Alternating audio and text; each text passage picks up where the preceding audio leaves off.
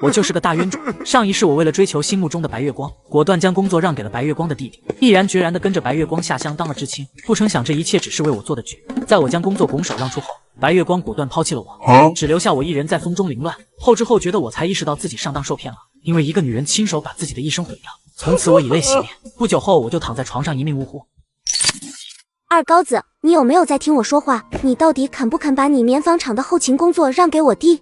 二高子迷迷糊糊间睁开了眼睛，看清楚眼前是一个樱桃小脸、长相清秀的纯天然小美女后，二高子瞬间就清醒了。我居然重生了，还是回到了1977年8月6号那一天。上一世就是这一天，我被他的花言巧语所迷惑，把工作让给了他弟弟，这才导致了后面惨剧的发生。那么好，既然重生归来，我就要把我前世遭的罪加倍奉还。二高子看向了眼前的女孩张灵心，她曾经的女神，整个高中的人都知道二高子喜欢她，二高子也是为其付出了很多。虽然张灵心打心底里不喜欢二高子，但是张灵心时不时对二高子稍加关心的行为，也是把二高子吊成了翘嘴，时不时的一点甜头和鼓励，就把二高子拿捏得死死的。二高子，你到底有没有听我说话？你要敢不把工作让给我弟，我以后就不理你了。我还会告诉同学们，让大家都知道你是个大骗子。二高子却不以为然，去，你说去吧，别来烦我。你这是什么态度？二高子那无所谓的态度瞬间让他充满了怒，而二高子这边则是把目光落在了张灵心扶着的26寸自行车上。这是你新买给我的自行车呀？我都说了不要了，你还要送我，以后可不许这样子喽，人家也会心疼你的。那行啊，那你把车能还我吗？二高子没等张灵心同意，就直接上前把自行车车把手接了过来。70年代能够拥有一辆永久自行车，那可一点不比后世的宝马差，而且现在有钱也不一定能买得上永久。我当时真是脑袋被驴踢了，这么贵重的永久自行车直接送给了张灵心这朵白莲花，如今我都重生了，还当个锤子舔狗啊？那我就骑回去了，咱们有缘再见。张灵心直接愣在了原地，尖尖的瓜子脸上满是难以置信。可这自行车是你说要送给我的呀，你怎么还能要回去？你不是说不想要吗？那我只好自己骑了。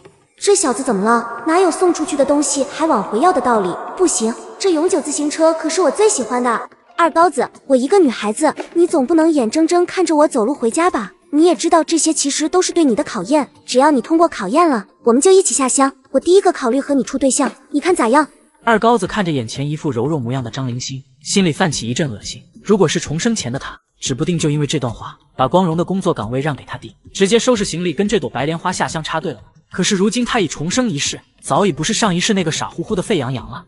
二高子，你仔细想想，为什么我不想和其他人下乡，就只想和你下？你信不信，只要我说一句话，就有大把男人愿意把自己的工作让给我，可是我都拒绝了。你知道这到底是为什么？你有没有想过，我都是为了谁？你就是为了你那弟弟，别以为我不知道，你就是个伏地魔。二高子一语道破真相，张灵心瞬间就慌了。你怎么能这样说我？难道你说的喜欢我都是骗人的？你是不是喜欢上别人了？你信不信再这样，我就不给你任何机会了？行了，求之不得。以往只要张灵心放出这个大招，二高子就会直接认怂服软，然而这次似乎不管用了。二高子，你难道不知道我是在考验你吗？连陪我下乡的勇气都没有，我以后怎么考虑和你在一起？你能不能清醒一点？你以为我真的在意那个工作吗？麻烦你找别人考验好不好？我没时间陪你下乡。你说好的喜欢我，难道都是骗我的？那是以前，我现在发现我已经不喜欢你了，我都重生了，大把事情要做，哪里还有时间理你这伏地魔？接下来我就要整治你那巨婴弟弟。说着，二高子骑上永久牌自行车，一溜烟的就消失在了张灵心的视野里。二高子，你别走，你要是敢走，我这辈子都不会再理你。张灵心声嘶力竭的叫喊，并没有换来二高子的回头。张灵心痛苦的蹲下来，小声抽泣。他不明白二高子怎么突然间就像换了一个人。突然，二高子又回到了张灵心的视野之中，看着返回的二高子，张灵心哭声戛然而止，脸上露出了得意的笑容。果然男人就是这样，打一巴掌给个甜枣就没事了。他还是那样怕失去我，说不喜欢我只不过是气话罢了。那我就稍微牺牲一下，一会坐他的自行车时用手扶一下他吧。张灵心，那我问你，你还回来干什么？你不是不喜欢我了吗？我不会再理你了。哼！我只是想问你弟弟现在在哪里。果然，他嘴上说不要，实际上是想找我弟，偷偷的把工作给他，再给我个惊喜。他就在炼钢厂西门的小广场那边等我们。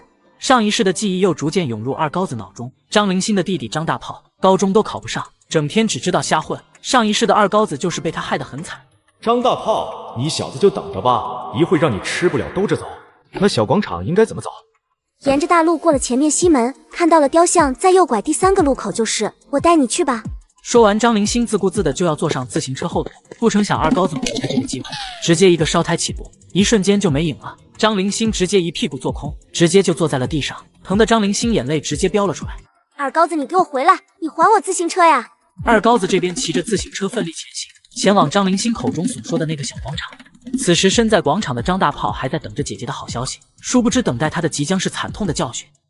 白眼狼小舅子欺骗姐夫献血赚取抽成，不成想姐夫早已重生归来，直接看穿小把戏，反手就是一个大嘴巴。二高子得知张大炮的位置后，骑着自行车马不停蹄地朝着广场赶去。想起上一世张大炮对自己的所作所为，二高子的表情愈加阴沉，这一世必定让他付出代价。姐夫，你是来转工作给我的吗？只要你把你的工作让给我，以后我每个月的工资都会给你20块钱，你就和我姐安心下乡，以后咱们就是一家人。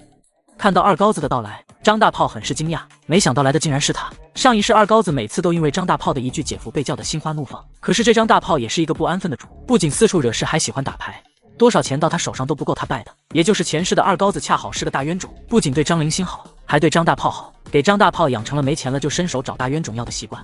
臭小子，上一世就是因为你害得我躺了3天，这次定要你张大炮脱层皮。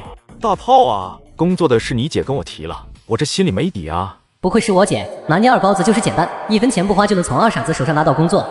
要知道在70年代，凡是初中高中毕业没能考上工农兵大学，没有结婚没找到工作的青年，那就得安排下乡。而像二高子这种棉纺厂后勤工作的金饭碗，张大炮早已垂涎已久。纺织厂的男女比例很是夸张，女追男的情形在厂里早已见怪不怪，可以说进了纺织厂完全不用担心找对象。张大炮现在已经开始幻想无数的女工围绕着自己的美好生活了。姐夫，你担心个啥？你就放180个心，该给你的钱1分钱都少不了。你真的不骗我？我真的不骗你。你真的会给我钱？我真的会给你钱。你不会赖账？我绝不赖账。等得到了工作，我管你死活，给你个面子才叫你一声姐夫。你骗谁呢？信不信老子现在就剁了你？姐夫，你可别吓我。我让你现在就把欠我的钱还给我。还什么钱啊？姐夫，我可是张立新的弟弟，是你求而不得的小舅子。你二高子是脑子秀逗了吗？你就不怕我在我姐面前给你上眼药？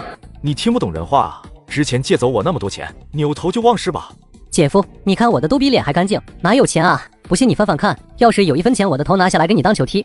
那你先把这字给签了吧。二高子直接拿出一张事先写好的欠条，张大炮看了看欠条上的内容，好悬没把鼻子气歪。上面条里清晰的写着，如果张大炮借钱不还，全家猪狗不如。姐夫，你这是什么意思？字面意思。我不签。好你个二傻子，这些钱明明是你二高子心甘情愿给我花的，小舅子借的钱，姐夫怎么能要回去呢？幸好工作没转给你，你就老老实实下乡吧。张大炮一下就急了，自己眼看就要到手的工作就要飞了，这可是张凌星千叮咛万嘱咐要努力表现争取的金饭碗啊！如果自己没有工作，那铁定得下乡。姐夫，你别急啊，有事好商量，我签了还不行吗？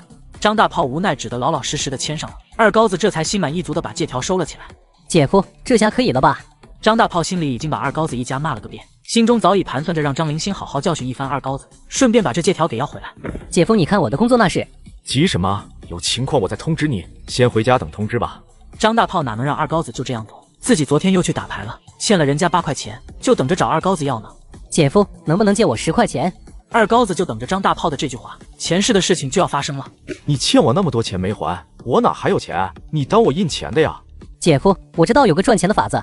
二高子心中冷笑，要来了。上一世就是因为献血你把我害得好惨，这一世我也要你尝尝那痛苦的滋味。什么法子？你听说过献血吗？张大炮连忙掏出一张票，只见是一张淡黄的票据。二高子接过票据仔细端详，人民志愿献血证明，张大炮同志来我单位献血400毫升，请供应白糖2斤，市中心血站制。姐夫，我们要勇于奉献，敢于奉献，献血越多就越健康，既能得钱又能强身，我这可是为你找了条发财的好路子啊！二高子不动声色地把献血票塞进了自己口袋。不就是2斤白糖吗？又不是钱，我才不献呢！张大炮亲眼看着二高子把自己的票据揣进了兜里，顿时就慌了，想抢回那张献血票，但是又不敢。姐夫，只能给白糖的话，我能找你吗？这可是能直接拿钱的。是吗？那给多少啊？15块钱呢。要知道在49城，70年代一个普通工人的工资是30到40块钱，15块相当于半个月工资了。70年代还没有开始流行献血和卖血，血库非常紧张，而有需求就有买卖，尤其是稀缺的 O 型血直接天价。张大炮因为喜欢打牌又没钱，就萌生了卖血的想法，然后他就发现自己居然是 O 型血，还挺值钱。姐夫，你看献血一次就能得15块钱，够你和我姐下馆子看电影多少次了？你有了钱，我姐也就开心了。更何况姐她就要下乡了，你不得给她多准备些吃的穿的，不然她受苦了还不是你心疼？这条发财的门路啊，我可没敢跟别人说，就只想到您了。谁让您是我姐夫呢，对不对？限多少给15块？姐夫我哪知道，我只知道限一次能得15。这就是张大炮的心眼，到时候抽多少血还不是他说了算？是先拿钱再献血吗？这小子虎啊，哪有先拿钱再献血的？不是的，姐夫。那不献了。别啊，姐夫，到时候我求求人家，看看能不能先给钱。大不了我做担保，先让人把钱给了啊，傻子。到时候抽多少血还不是我说了算？到时候直接抽你啊2斤半。此时表面平静的二高子心里早已恨意滔天，前世自己就是因为被张大炮忽悠去卖血，那家伙直接让人抽了自己800毫升的血，直接让二高子躺了3天。你带路出发。到了医院门口，张大炮眼珠子转了转。姐夫，你在这等着，我先进去安排一下。张大炮一路小跑，飞奔到了附近的小黑屋，里面站着2个1米68的大汉。这不是大炮吗？咋地又缺钱了吗？你不是月初刚刚献了吗？威哥，这次可不是我来卖，是我带了个人，那个人还是 O 型血。你确定献血的规矩你还记得吗？ O 型血400毫升24块钱，600毫升36块。那人打算献多少？800毫升。不要命了吧？缺钱也不是这样挣啊，800毫升会要人命的。威哥你就放心吧，我那哥们1米8大个，全身都是腱子肉，要不是怕他反对，我都想抽他1000毫升。那行，我进去安排一下。刚子，你去看着那人。威哥，我跟那哥们说的能先给钱，还能拿堂票，哪有先对钱再抽血的？你糊涂了是吧？关键是那小子不给钱他就不献血，我有啥办法？威哥你还不信我吗？他人都到这了，难道还能跑了不成？再说了，我人还在这呢。这小子也是 O 型血，讨得了和尚跑不了庙。行吧，那你要多少？48块。你那哥们我们没见过，什么情况我们不清楚，这次先给你36块。那行，36就36，钱到手里才是钱。威哥也是大气，直接把36块钱给了大炮。叮嘱一番后，威哥进了医院安排，留下了刚子远远监视大炮。姐夫，都安排好了，快跟我进医院吧。钱呢？你不会是想骗我吧？哪有血没献就先给钱的道理？人家不愿意啊。二高子见状转身就要走。别，钱都在这呢，一共是15块，这下你可信了吧？你确定献一次血给15块？当然了，普通人半个月工资啊，这还不够啊。那你这边口袋里都装了啥？鼓鼓囊囊的。张大炮一下子慌了神，自己怎么就那么粗心，把钱都放在同一个口袋里了呢？检查单没有啥，咱们快进去吧。掏出来给我看看。张大炮却死死捂住口袋不敢掏。二高子直接从张大炮口袋里掏出了一摞钱。这是啥？张大炮瞬间就慌了，总不能说你的血能卖36块，但我只能给你15块吧？这钱是我原来就有的。二高子直接跳起来给了一巴掌，积累了2辈子的怨气，全部积攒在一巴掌中。张大炮脸直接就肿了。你当我傻呀？刚刚我让你还钱，你口口声声说口袋比脸还干净，现在你就说你原来就有这么多钱，你连我的卖血钱都敢贪。张大炮直接就傻了，这下别说钱了，搞不好连未来工作都没了。姐夫，你听我狡辩，不是，你听我解释。你小子就留在这自求多福吧。那威哥，我也听说过下手很黑，滚犊子！我以后再也不会相信你的鬼话，工作的事也没门了。二高子转身骑着自行车一溜烟没影了。姐夫，你听我解释啊！完了，钱没了还不说，人这下也跑了，不行，我得追上去。张大炮刚想准备追上二高子，就被赶来的刚子打了一个大嘴巴。你居然还敢跑，还是当着老子的面跟我回去见威哥。行啊，你小子连我阿威也敢骗，我看你是吃了雄心豹子胆了。阿威上来就是一个大嘴巴，抽的张大炮苦叫连连。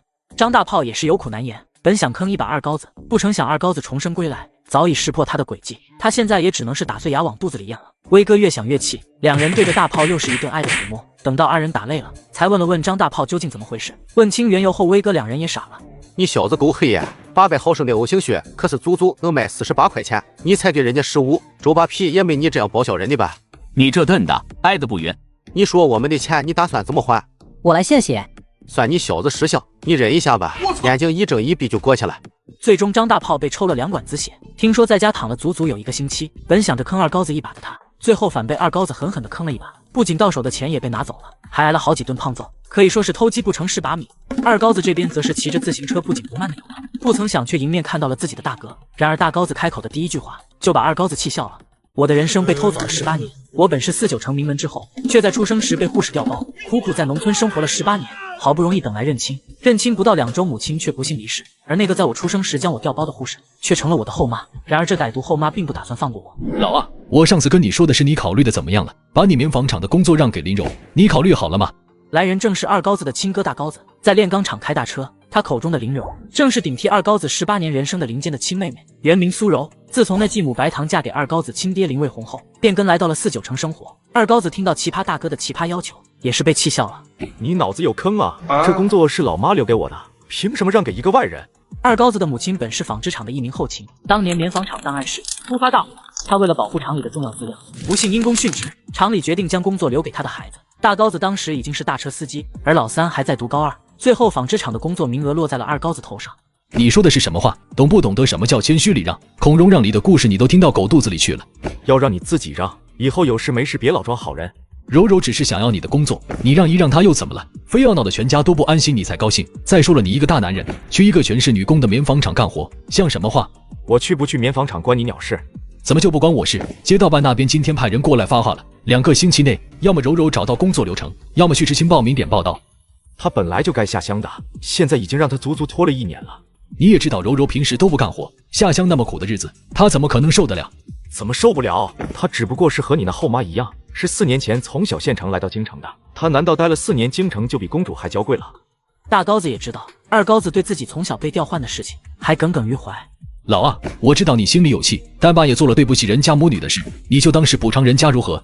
你的脑子呢？他做错了事情为什么要我补偿啊？咱妈说过，把我和林坚偷换的罪魁祸首就是你那后妈白糖。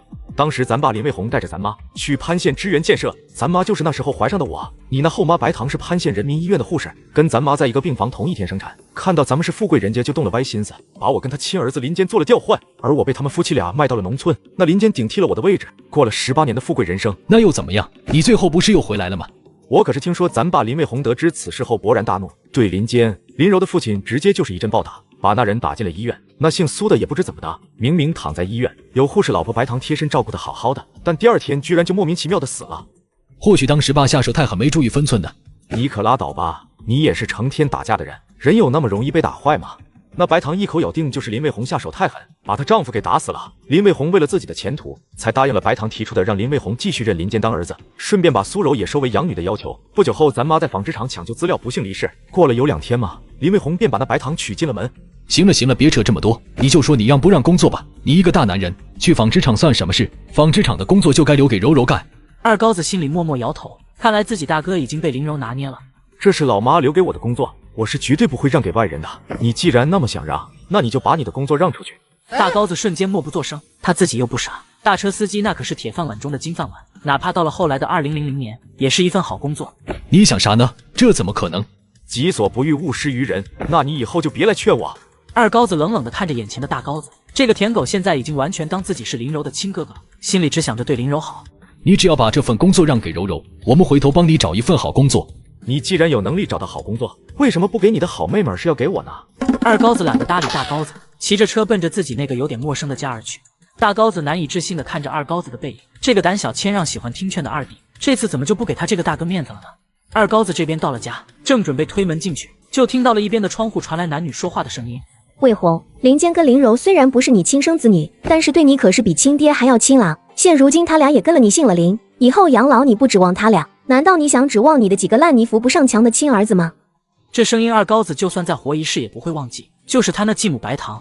你看坚儿就要高中毕业，柔柔又是没找到工作，他俩要是再不找到工作，就得下乡插队了，你可得想想办法啊。你以为我不想帮坚儿和柔柔找工作啊？现在工作岗位就这么多，一个萝卜一个坑，比我关系硬的人大有人在。我一个小小的矿渣厂厂长算个球。那你不会求求你家老爷子吗？他可是红星炼钢厂的老厂长了，只要他发话，那坚儿的工作肯定没问题。你以为我没去求过老爷子啊？还不是因为娶你过门的事让他气的。我费了老大的劲，他才给我一个看厕所挑大粪的临时工。挑大粪的临时工，老爷子这明显是在羞辱我们。这样的工作别说坚儿柔柔了，二高子那种人都不会去干。二高子在窗户底下听的那是一脸懵逼，什么那种人？自己到底是哪种人？我不管，坚儿你养了那么多年，比你亲儿子还亲。柔柔那么懂事乖巧，我不可能让她下乡吃苦的。这事今天必须想好办法，要不然今晚你别想回屋睡觉。我能有什么办法？不去扫厕所，那就得下乡。你再劝劝二高子，让他让出工作下乡，反正他都在农村生活了10几年了，又不差这几年的。那混小子一向不听我的话，你也不是不知道。我倒是听说了个事情，过2天会有一个比武拉练大赛，大赛的前3名铁定能安排好工作。二高子一身腱子肉，不去参加可惜了。只要他参加了比赛，得到了工作，那坚儿的工作也就有着落了。纺织厂的工作让给柔柔，这样不就两全其美了吗？让二高子下乡，柔柔跟健儿留在城里。就算二高子得到了名次，他那么恨健儿，也不可能把工作让给健儿啊。你傻啊，我们可以让他下乡啊！你先这样，再这样，再那样。在窗户外听到对话的二高子火冒三丈，原来白糖准备拿着户口本偷偷给二高子报名下乡。你不知道二高子喜欢张灵星吗？到时候二高子能陪张灵星下乡插队，不知道有多高兴呢。就算他不愿意去，不还是有一个挑大粪看厕所的临时工吗？真是打得一手好算盘啊！果然有了后妈就有了后爸。二高子正想绕回正门，就听到另一个房间里传来了声音：大哥，你不会真的想给林卫红养老吧？你真当我傻吗？你记住咱们姓苏，可不姓林。那就好，我还以为你都忘了我们的目的呢。他们的目的？什么目的？男人当众让儿子难堪，甚至不惜与儿子断绝关系，竟只是要挟儿子把工作让给养女，让儿子老老实实去挑大粪，却浑然不知已经落入养女的圈套。他们还有目的？什么目的？听到林坚与林柔的对话，二高子很是疑惑。你跟那林老大和林老三靠得那么近，不会真的想嫁给他们吧？怎么可能？那两个二货，我随便勾勾手指略施小计，就能让他们三兄弟反目，怎么可能嫁给这样的蠢货？那就好，你再想办法勾搭一下二高子吧，他手上可是有着棉纺厂的工作名额。这二高子可更二了，也不知道他脑子是不是有毛病，放着我这大美女不理，偏偏喜欢张灵犀那心机婊。二高子在窗外听到这些对话，早已火冒三丈。果然这两外人跟那继母白糖一样，没安什么好心。等到屋内没有什么声音传来，二高子这才推门进屋。屋内继母白糖跟亲爹林卫红不知道在商量着什么，只见白糖那垂落的发丝映衬着脸庞上的酒窝，二高子顿时觉得林卫红栽在这女人手里真的不冤。你们都吃过饭了？二高子看到桌子已经收了起来，而林卫红看到二高子回来连招呼都不打，直接就想要吃的，脸上露出了不悦之色。你一天不答应换工作的事情，不认你白阿姨这个妈，你就一天别想我们留饭给你吃。二高子对喊白糖做妈，那是1000个不愿意10000个不乐意，谁会那么大度，可以原谅害得自己去农村吃了18年苦的罪魁祸首？二高子啊，你爸硬是不让我给你留饭，但你放心，我已经偷偷留了饭给你了。二高子也没说什么，直接钻进厨房，发现只有2个窝窝头，从不愿意换工作开始，已经啃了半个月的窝窝头了。打开旁边的蒸笼，只见里面有4个大白面馒头，旁边还有2个鸡蛋。不用说，这些是白糖为林坚和林柔准备的早餐。二高子也没客气，3-2口就吃了个干净。等待二高子吃饱喝足，来到客厅，却发现一家子人全来了。所有人明显都是在等他出来，一副三堂会审伽利略的模样。二高子也没管他们，扭头就要走。二高子，你是不是没把我这个当爹的放在眼里？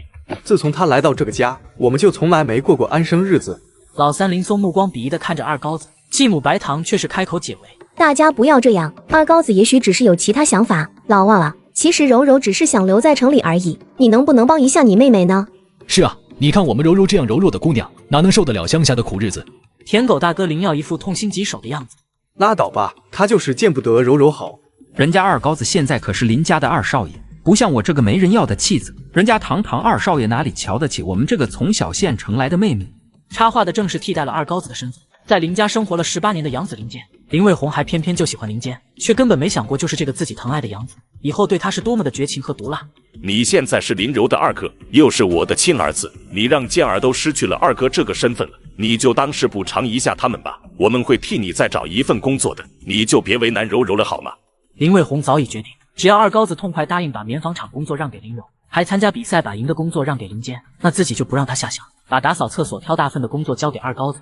我这当父亲的，为了一碗水翻平，让孩子们都有工作，也是煞费苦心了。希望二高子能理解我这父亲的良苦用心。现在大家都只等着二高子的表态了。换做前世的二高子听到了这家人的这些话还会伤心，但现在内心早已坚若磐石，哪里会管这些冷嘲热讽？合着苏柔要抢我的工作，我不给，就变成了我不懂爱护他，不懂得礼让了。林坚，哦不，你姓苏，应该叫你苏坚才对。你有什么资格说我？就因为你的人贩子老妈让你替我享受了18年的安稳生活，还认了个爹？白糖阿姨，请你摆好你的位置。还有你林松，你特么的自己爱当舔狗自己当就好，别拉上我。我今天把话搁这了，这工作是我妈拿命换的，谁来了也不好使。白糖的眼眶直接就红了，还恰到好处的流出了泪水，低头抽泣着。林卫红气得直哆嗦，看到白糖都哭了，更是心疼极了。你什么态度？有你这样和长辈说话的吗？值得尊重的才叫长辈。这时只见林柔眼圈一红，泪水直接就在眼窝里打转，十分可怜的看着二高子。二哥，对不起，我没想过要抢你的工作，我只是喜欢棉纺厂的氛围，所以才求大哥去找你的，你可千万别生气。二哥，你看柔柔多好多懂事的女孩子啊，你就舍得让她哭？你想帮她出头吗？我只不过是就事论事而已。柔柔是妹妹，你这当哥哥的怎么能不帮妹妹呢？你可拉倒吧，工作不是你的，你倒是说的轻巧。大家别吵了，这都是我的错。林柔没想到二高子居然这么不给大家面子，把所有人骂了个遍。但这样也好，得罪了所有人，更有利于他的下一步计划。林柔也按部就班的开始哭泣，果然林老大按捺不住了。你看看你把林柔给气的。栗子啊，栗子，我当初就不该把你认回来，为什么就不懂得让一下你妹妹？你记住，他俩姓苏，你认林坚当儿子，认林柔当女儿是你的事，少扯上我，我倒要看看多尔衮都搞不定的事，你林卫红凭什么能搞得定？林父痛心疾首，他只是想给所有的人看，他想做一个合格的养父，想把不是自己的养子培养成为一个孝顺的儿子罢了。虽然你是我的亲儿子，但是林坚却是我养了18年，陪在我身边18年的人，在我心中，他就是我林卫红的亲儿子。林柔也是我的亲女儿，况且他现在已经姓了林。林柔这时也是感动的看着林卫红，二高子只觉得一阵恶心，远的不说多尔衮，近的就说高启强吧。纵横黑白两道的高启强，被盯了几十年都没啥证据，还是他养了20几年的养子高小晨，把他送上了断头台。二高子很想学爽文主角那样当场决裂，大闹一番就离开这个家，但是他要留在这里，一定要玩把大的，一定要让这帮忘恩负义的人痛不欲生。他还得想办法改变自己的命运，拿到户口本了，这可是自己能独立分家出去，去单位报道，避免被下乡的必备证件。二高子转身就要走，林卫红突然大喊：二高子，你给我站住！你要是不把工作让给林柔，以后就别认我这个爸。他觉得二高子是自己的亲儿子，不可能舍弃亲生父亲离他而去。他相信二高子的表现都是装出来的。林卫红，你怕是不知道你还被戴绿帽了吧？二高子语出惊人，此话一出，整个房间里顿时静了下来，所有人目光齐刷刷地看向白糖。上一秒这个女人还在阴阳怪气，对别人的工作图谋不轨，下一秒就在自己丈夫的面前被别人揭露自己出轨的事实，全场瞬间陷入沉默。二高子语出惊人，直接将白糖出轨的事情说了出来，整个房间里瞬间陷入沉默。二高子，你血口喷人！白糖，若要人不知，除非己莫为，我敢这样说，我就有证据。二高子毕竟可是重生者，知道白糖在医院当护士的时候就和一个副院长搞在了一起，直到现在还没有断联系。你放屁，有种你就拿证据出来。卧室的柜子里面都是白糖这些年和一个男人的书信，那人就是县医院的院长林卫红，你就好好看看你的绿帽有多高吧。林卫红转身就奔着卧室而去，等到白糖赶过去的时候，林卫红的手中已经多出了一沓信纸。白糖，你居然真的干了！卫红，事实不是你想的那样。这些信我可都看了，里面都是各种对你的思念之词，简直不堪入目。你还想瞒我瞒到什么时候？卫红，对不起，我不是有意瞒你的，是那个混蛋要挟我，我才做了对不起你的事情。这到底是怎么一回事？白糖马上就开始编故事，一个十恶不赦的黑心院长就在白糖的嘴里冒了出来。黑心院长利用工作威胁白糖的故事就展现了出来，给林卫红听得一愣一愣的。那院长3个月前已经进去了，听说以后都出不来了。我以为这件事从此就过去了，我就想以后能跟你一起好好过日子，没想到二高子居然说了出来。我保证我说的都是真的，不信你看看我的心。也不知过了多久，林卫红发现自己居然消了气，也释然了，居然也睡着了。白糖回到了客厅，发现林老大、林老三以及林坚、林柔还都在。误会已经解除了，我没有做对不起你爸的事情，一切都是二高子的污蔑。二高子怎么能这样子污蔑妈呢？看来二哥对我们的误会太深了。我不怪他，只怪我没资格当他的妈。看着白糖、林柔母女眼泪婆娑的样子，老大老三又是一阵心痛和安慰。他怎么能这样？亏我还以为他会和我们好好过日子。是啊，我们怎么能不相信妈呢？二高子就是没安好心。白糖听了老大老三的话，心中也是笑开了花。都怪我，一直让二高子误会。老大老三，你们千万不要为了我伤了兄弟情谊。明天我就和二高子解释清楚，这完全就是一个误会。妈，你不要向他解释，清者自清，他只不过是想破坏你和爸的感情而已。就是他明明已经抢了林坚二哥的身份，可还是没有做一个儿子该有的大度，学了那么多文明礼仪都学到狗肚子里去了。要是不给他点教训，以后都不知道他会闯什么祸出来。你们别怪二高子了，他就是绕不过心里那道坎，回头我找机会再劝劝他，让他向妈道歉。白糖眼圈泛红看着众人，幸亏了解林卫红的弱点，暂时把这事情给瞒过去了。但是那院长根本就没进去，自己该怎么才能真的把这事给糊弄过去呢？二高子，既然你不仁，休怪我不义了。还是你们这些孩子理解妈的难处，二高子要是像你们这样就好了。二高子这边回到了自己的小屋，盯着手里的一叠钱默默发呆。还剩下57块6毛3分，为了舔张灵心，我用命换来的钱，居然就只剩下这么一点点了。真羡慕那些出生在80、90年代的主角们，摸摸鱼、抓抓虾，冷不丁的就能成为全国首富。第二天一大早，二高子就来到了学校，突然，一个壮硕的青年跑着步从后面追了上来。二高子一眼认出这也是张灵心的舔狗之一，名叫周凯旋。二高子，你如果不喜欢张灵心了，能不能把她让给我？我给你10块钱。你说什么？我都看见了，你昨天那样子对张灵心，把她气成那样，还把她的自行车骑走了，我心疼的要命。原来你这小子昨天在远处偷看啊？那你知道我为什么这样对张灵心吗？不是说你情愿把你的工作名额让给林柔，也不愿意让给张灵心吗？好家伙，张灵心居然能说出这样的谣言。不过林柔也是绿茶高手，这段时间不知在附近撒了多少网，养了多少鱼。这周凯旋应该是张灵心派来打探消息的。张灵心早就对同样是绿茶的林柔心生警惕，之前二高子不肯把工作送给他弟弟，张灵心猜测应该就是绿茶林柔搞的鬼。没有的事。那你要把工作让给谁？怎么想劝我把工作让给张灵心吗？没有，我只是说你爸也太偏心你那养女了，完全不顾你的死活嘛。你叫我就是为了打听这个？没有，我只是听说咱们学校会有一场大比赛，以二哥你的实力拿下前3不是问题吗？要是拿下前3了，那一份好工作或者进部队不是妥妥的板上钉钉吗？果然是想帮张灵心来劝说我的，暗示我哪怕棉纺厂的工作没了，也会有大比赛的工作保底。对了，二高子，这是10块钱，你以后都别纠缠张灵心了，行不行？周凯旋算盘打得啪啪响，只要二高子敢收这10块钱，他就能让二高子身败名裂。你放心，我会把你想用10块钱就买张灵心的话告诉他的。二高子没再搭理周凯旋，一路小跑来到了教室，看到了前室的高中同学们，一个个都青春活泼，还看到了自己的好朋友潘海滨。只是还没等两人有所交谈，一群人就围了过来。刚才张灵心看到二高子进教室后，本来已经止住的泪水又流了出来。几个不明真相的同学见状，直接就把二高子围了起来。二高子，没想到你居然是这样的人！灵心平时对你这么好，你就这样子欺负她，你还是男人吗？你是不是还抢了张灵心的自行车？对，我刚才都看见她骑的车了，26寸的永久牌自行车，咱们全校只有张灵心有1辆。你赶紧把自行车还给灵心，不然的话，你信不信我告到老师那，让你吃不了兜着走？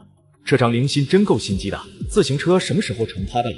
张灵心，是你告诉他们我抢了你的自行车吗？二高子哥哥，我没这样说，大家别误会了二高子了，自行车借给他骑2天也没什么的。教室里瞬间茶香四溢，班上的同学们也都纷纷低声议论。就在所有人都用鄙视的目光看着二高子的时候，二高子直接从口袋里掏出一张盖章红印的硬卡片出来。都看看，这是什么？自行车证，白纸黑字带红章的写着车主是我，什么时候成你的车了？就是二高子只不过是好心借车让张灵心骑几天罢了，什么时候成他的了？二高子看着潘海滨的举动，默默地点了个赞，不愧是好兄弟。一瞬间，全班同学都收起了那副愤愤不平的模样。刚才还在围着二高子一阵声讨的几人更是脸色涨红。张灵心扫了一眼全班同学的表情，心中暗自着急，这次如果不能解释清的话，那自己的乖乖女形象将大打折扣。二高子，你不是说要把那辆自行车送给我的吗？言而无信，你这个大骗子！一句话直接就把全场点燃，同学们直接就懵了。上一世我舔了校花4年，为了能够跟校花拉近距离，不惜把工作拱手让给校花弟弟，本以为会抱得美人归，不曾想落了一个客死他乡的结局。这一世我重生归来，老子不伺候了。你不是说要把那辆自行车送给我的吗？你这个大骗子！4年了，整整4年，你就是这样骗我的吗？校花张灵心当着所有同学的面骂二高子是大骗子，同学们瞬间都兴奋了。二高子这舔狗真牛逼，为了泡妞，居然4大件之一的自行车说送就送。我都听说了，他答应送人家的自行车，又骑走了。何止啊！二高子都说好把他棉纺厂的工作名额让给张灵心的，但又反悔了。你倒是说说我骗你什么了？我的自行车只会送给我的对象。这句话的潜台词就是你张灵心啥也不是，凭什么要我的自行车？张灵心也是被噎住了，他总不能当众说那些只能意会不可言传的话。你说你的自行车只会送给对象，不会是暗示和表白我们家灵心吧？我可高攀不起。二高子，你什么意思？这句话直接让张灵心破防，他感觉眼前的二高子好像完全变了。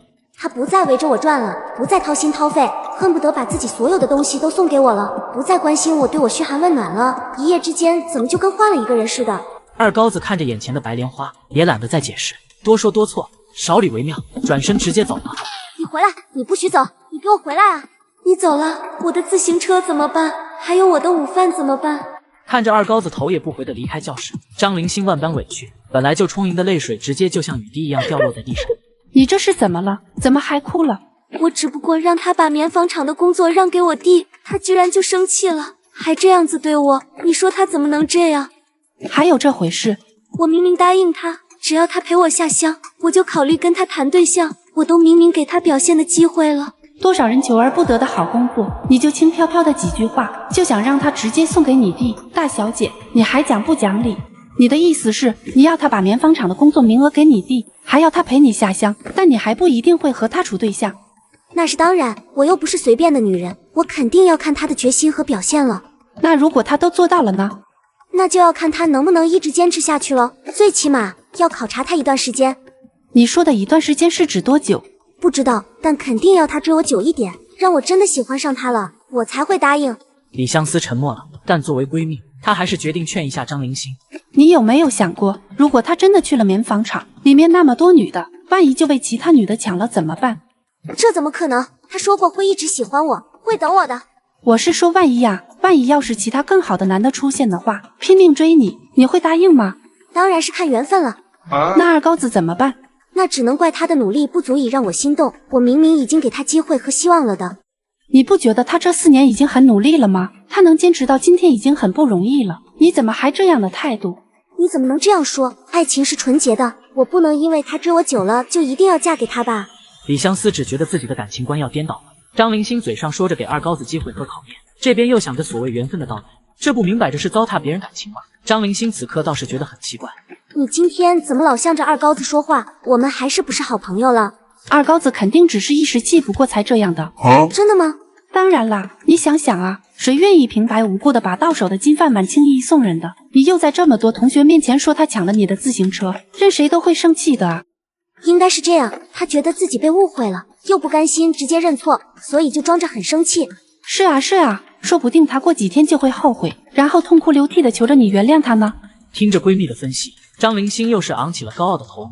就算他痛哭流涕的来求我，我也绝不会轻易就原谅他。你说有没有一种可能，是二高子那个妹妹林柔，那绿茶勾引了他？我可听说了，林柔和家属院里的很多男生都很暧昧，就连二高子的哥哥弟弟都。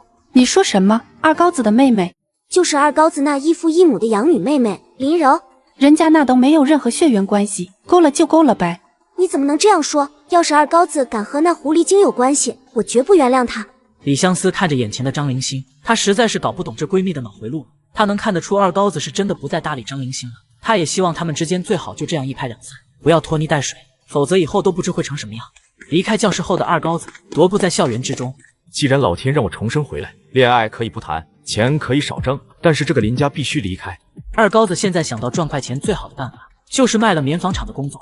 在别人眼里，能在棉纺厂工作，每天能面对几千号女工是件多么幸福的事，但在二高子看来，女人只会影响他的拔剑速度。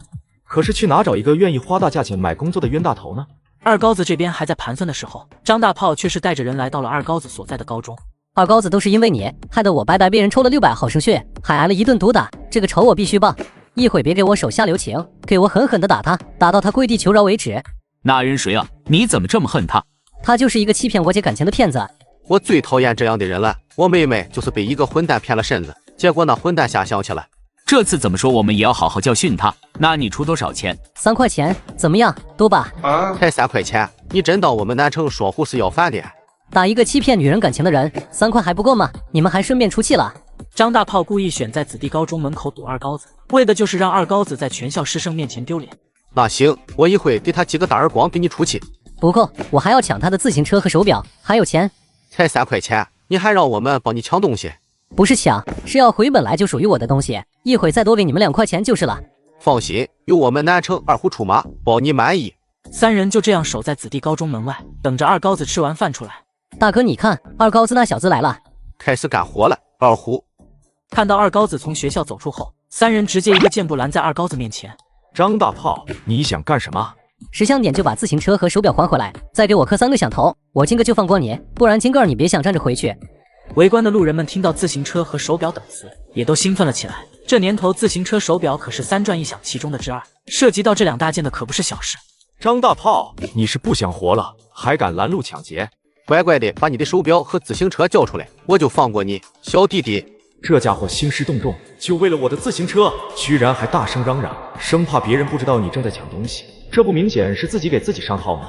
光天化日，朗朗乾坤，你们居然想抢我的自行车！四周围观的人听到二高子的话，全都惊呆了。人越来越多，张大炮看到人越来越多，却更兴奋了。他就是要这样的效果，但他却不知道这是二高子的话术，就是让张大炮接茬，让他自己往火坑里跳。人越多，到时候二高子丢的脸越大。什么抢？那自行车和手表本来就是我的。你说是你的，你有什么证据吗？我说是我的就是我的，你拿了我的东西就得还回来。二高子见张大炮上当了，马上举起一个本子。各位父老乡亲、老师同学们，大家给我作证啊！自行车和手表都是我二高子掏钱买的，这是我的自行车证，还真写着人家的名字。这三人还真是想抢自行车的，胆真大的。胡说，这自行车明明就是我姐的。什么时候我的自行车又变成你姐的了？你到底有几辆自行车？我不管，这车我要，表我也要，还有那些钱你也给我还回来。二高子看着四周的围观人群，人证物证可都有了，他要做的就是坐等叔叔的到来了。而不知事情严重的南城二虎开始放话：小子，识相点就把东西交出来，不然别怪我们兄弟不给你面子。意思是你们三个硬是想抢我的自行车和手表了？哪来那么多时间跟他废话？尝尝我的闪电五连鞭！二虎直接冲了过去，张大炮满脸的兴奋，他已经想象得到二高子挨揍抱头鼠窜的模样了。电光火石之间，只见二高子一个左正蹬，一脚正中二虎心口，把二虎直接踹飞了起来。那二虎就像一只煮熟了的虾一般飞了起来，老大当场就傻眼了，本想赚点快钱，结果钱没赚到，老二上去就被人家给秒了。此时的他已经恨死张大炮了。小兄弟，我举报，一切都是张大炮指使的，我们是被蒙蔽的人民群众。那你还想打我吗？是我们有眼不识泰山，我们错了，求您大人不计小人过，求求您放过我们吧。二高子没有答话，自顾自地走到张大炮的面前，抬手就是一个嘴巴。只见张大炮犹如秒针一般，转了一圈倒在了地上。二高子此刻要把张大炮的罪名坐实，直接问还在清醒状态的老大：是谁指使你们来抢劫的？混混老大本来就比较机灵，哪里听不出这句话的言外之意，连忙指着一旁的张大炮：是他让我们抢你的自行车和手表的，还说要打断你一条腿。围观的人群直接炸了，居然真的是抢劫！抢车和手表就算了，居然还要打断人家的腿，我这就去找叔叔。待会好好配合叔叔，别想跑，一会只要你老老实实交代谁是这次抢劫的主谋，说不定能从轻发落。我一定老实交代，就是他指使我们抢你的，我们兄弟二人都是从犯，他才是主谋。混混老大哪还不明白这层道理？这能撇清关系、推卸责任的机会，怎么可能放过？各位父老乡亲，这三个人当街拦路抢劫，你们可都看到了？小伙子好样的，你可真厉害，我们都看到了。这个年代的人民群众正义感是爆棚的，很快就有热心群众拿着绳子把张大炮和南城二虎绑了个结结实实。此时教室内也是乱成了一锅粥，大家听到校门外有抢劫的，很多学生都想出去看热闹。居然有这样的害群之马，同学们要勇于和黑恶势力做斗争。走，我们去好好教训他们。张凌星此时根本就不知道，他想教训的抢劫犯就是他的亲弟弟张大炮。一众学生赶到校门口时，只见三个抢劫犯被绑在了大树上，周围围满了人，而二高子早已躲在人群的深处，坐等好戏的发生。张凌星正愁郁闷还没地方发泄呢，随手就拿起来了地上的土块扔了上去。害虫、人渣、抢劫犯，我砸死你们！张大炮这边可是遭了老罪了，被绑在树上的三人此刻都鼻青脸肿的，模样要多凄惨就有多凄惨。张凌星扔完石头，又在地上刨土，还要扔的时候，却被李相思扯了扯。干嘛？我还没扔够呢！别跑了，快别跑了！你看绑在树上的人是谁？顺着李相思手指的方向一看，张凌星只觉得被绑在树上的一个人怎么看起来这么脸熟？大炮，怎么是你？我的弟弟，你没事吧？张凌星不管不顾，直接扑了上去，用自己的身子挡住了别人往张大炮身上扔的石头。所有围观群众瞬间呆住了，一个漂亮至极的姑娘，居然喊抢劫犯做弟弟。这位女同志，那可是抢劫犯。那是我弟弟，你们不许扔他，更不许欺负他。张凌星转过身子，也不顾张大炮身上都是脏东西，就想解开他身上的麻绳，但是死活就是解不开。于是他发动舔狗召唤术。周凯旋，你快过来帮忙啊！周凯旋一听，狗瘾发作，连忙跑了上去就要帮忙。周凯旋，你想干嘛？你是不是想私放罪犯？看你人模狗样的，没想到你居然和犯罪分子是一伙的。这些话直接就吓得周凯旋已经摸上麻绳的手动作停了下来，看了看张凌星，又看着同学老师们那怒气冲冲的脸，双手不知道是解还是不解好。亏我平时还给你机会让你表现，现在机会来了，你就当着我的面直接拉胯。周哥，你快帮我解开绳子，回头我就让我姐陪你逛街。正当周凯旋下定决心要下手的时候，围观的同学们看不下去了，抓住抢劫犯同伙！周凯旋他是同党。一群人直接冲了上去，对着张大炮和周凯旋直接拳打脚踢。这下好了，张大炮非但没跑成，就连周凯旋也变成了犯罪分子的同伙，被绑在了另一棵树上痛哭。顾及张凌星女孩子的身份，众人并没有为难她，只是静静等待叔叔的到来。而当叔叔来的时候，一看树上一排绑了4个人，也是被惊讶到了。这到底是怎么一回事？一旁围观的学生立马将来龙去脉说了一遍，瞬间几位叔叔不淡定了。大家对小偷都是深恶痛绝，更不用说是抢劫了。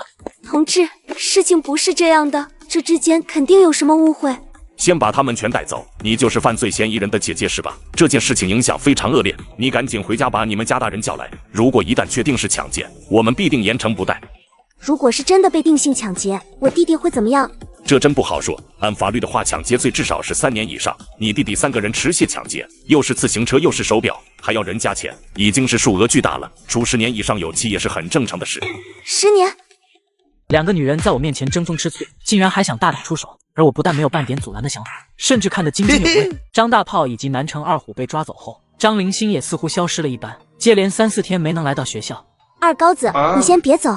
二高子一愣，回头就看到了张灵星，没想到他居然能找上了门。只见现在的张灵星脸上写满了忧愁。有话说，有屁放。张灵星这2天可以说是心力交瘁，弟弟抢劫未遂被扭送到派出所，恰巧赶上新局长上任，把这件事立为了典型，恐怕只会严加处理。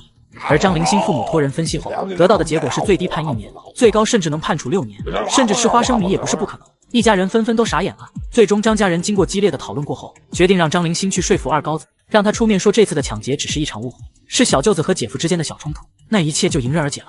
想到这里，张灵星也是变得坚定了起来。二高子，你今天去哪了？怎么我都找不到你？我去哪还需要向你汇报啊？二高子抬腿就向家里走去，张灵星瞬间就急了。你和我弟是不是有什么误会？误会？什么误会？你难道不知道我弟已经被抓了，现在被关在派出所里了吗？活该！这是人说的话吗？你不应该诚惶诚恐的道歉，然后马不停蹄的跟我去派出所解释熟人才对吗？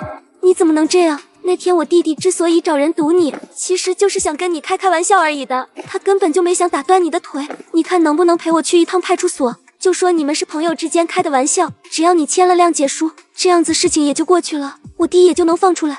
二高子对这完全无理的要求那是震惊了，刚想说什么，旁边就传来另一个女的声音：哎呦喂，这不是我们的张家大小姐吗？怎么这么晚了还不回家？不会是特地来这拦我哥的吧？二高子看着凭空出现的林柔，心里不免打起了小算盘。俗话说两虎相争必有一伤，何况是茶艺精湛的林柔跟张灵星呢？今天可算是有好戏看了。林柔早早就听说了二高子暴打张大炮的事情，他认为这完全就是二高子跟张灵星决裂的前奏啊！现在两人决裂，林柔又开始对二高子的工作虎视眈眈。二高子，我求你了，你就行好，放过我弟弟吧！只要你答应放过我弟弟，我就陪你一起吃饭看电影。哥哥，我总算是等到你回家了，咱们先回家吧。哇，你居然买了我最爱吃的大白兔奶糖，果然哥哥你最懂我了。哥哥你也吃一块吧。张灵星在一旁看的是直跺脚，心中暗暗感慨，怎么会有比他还茶的人？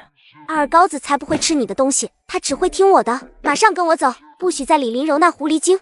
哥，你可别再被他骗了，他弟弟的事情我可是听说了，你看这就是他求人的样子，简直就是在下命令，好吧？好事不出门，坏事传千里。张大炮被抓的事情，在大妈情报站的宣传之下，在炼钢厂家属院很快就人尽皆知了。林柔，这是我和二高子之间的事，关你什么事？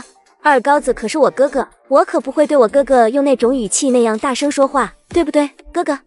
那一声鸽子里尽是妩媚，男人听了骨头都酥几分，二高子却是听得浑身发抖，搁前搁后3分险。前世自己可就没少被林柔坑，今天会那么热情，不用多猜，肯定和棉纺厂的工作有关。一旁的张灵星有了危机感，真羡慕灵星姐你啊！我要是有像哥哥这么帅气又专一的追求者，该有多好啊！可是听说灵星姐你不太珍惜啊，前几天你们不是……林柔一副好像突然想起了什么一般，一下子就捂住了嘴。张灵星看着眼前这朵装腔作势的白莲花，气的是银牙都咬碎了。二高子，你可别被他表面傻白甜形象给骗了，他突然接近你，分明就是图你的工作名额，你可不要上当了。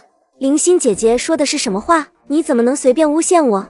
我用得着诬陷你？乔三炮、艾德才、梁爱民，这3个可是为了你经常打架的，你不会不认吧？哥哥，我没有，那是他们自作多情。灵星姐她怎么能这样子说人家？林柔气得拉了一把二高子的衣角，张灵星干脆也上去抓住二高子的衣服。二高子看着2个绿茶对决，都不知道该说什么好。二高子，你看我可不一样，我只允许你一个人在我身边。你撒谎，周凯旋又是怎么一回事？我和周凯旋只是朋友，如果二高子你不喜欢他，我以后不理他就是了。哥哥，你说他会不会是为了救他弟弟才说这样的话？我更担心哥哥被骗了。我知道你对我有些误会，但其实我爸妈早就知道你了，他们想明天请你到我家里坐坐，你看方不方便？哥哥，他早不请晚不请，偏偏弟弟出事了才请，你更要小心啊！林柔，你滚开啊！二高子，你清醒一点，他可是跟家属院的很多男的都不清不楚的。张灵溪，我撕烂你的嘴！林柔张牙舞爪地向张灵星扑了过来，两个女的扭打在了一起。林柔毕竟年龄小一些，张灵星也比林柔个子高，后期林柔就被碾压了，不停地被张灵星抡耳光，清脆的响声不绝于耳。二高子就在一旁却是根本不阻止，谁也不帮忙，看着两个小美女打架，尤其是林柔被打，别说，还挺解气。林柔明显打不过张灵星，只好灰溜溜地退出战场，临走前还放了狠话：张灵星，你给我等着，这事我跟你没完！张灵星像一只斗赢了的母鸡一样，昂首挺胸，目送着林柔逃离后，才面对二高子。我知道我直接要你把工作让给我弟，你心里不高兴，但昨天的事也只是我的试探罢了。这次我都带你去见我爸爸妈妈了，你总相信我会是真心对待你我的感情了吧？哪来这么多试探？又是试探又是考验，你以为你是谁啊？不就是想让我签谅解书吗？我告诉你不可能！连珠炮一般的发言，像一记记重拳接连打在张灵星的心口。你什么你？赶紧回去多看两眼你弟弟吧，再不看就看不到了。我要你好看！张灵星就要冲上来挠二高子，二高子用手定住了张灵星的头，张灵星只能是像轮大风车一样，却怎么也够不着二高子。登缝纫机才是你弟弟的归宿，张大炮之所以落到这步田地，全是他咎由自取。另外，你弟还欠了我将近小100块。你可以把你的工作让给我弟，让他打工还你啊！我看你还活在梦里。这句话说完，二高子直接飞奔跑进巷子里，只留下张灵星独自在风中凌乱。这边二高子摆脱了张灵星，殊不知家里面又是布下了天罗地网。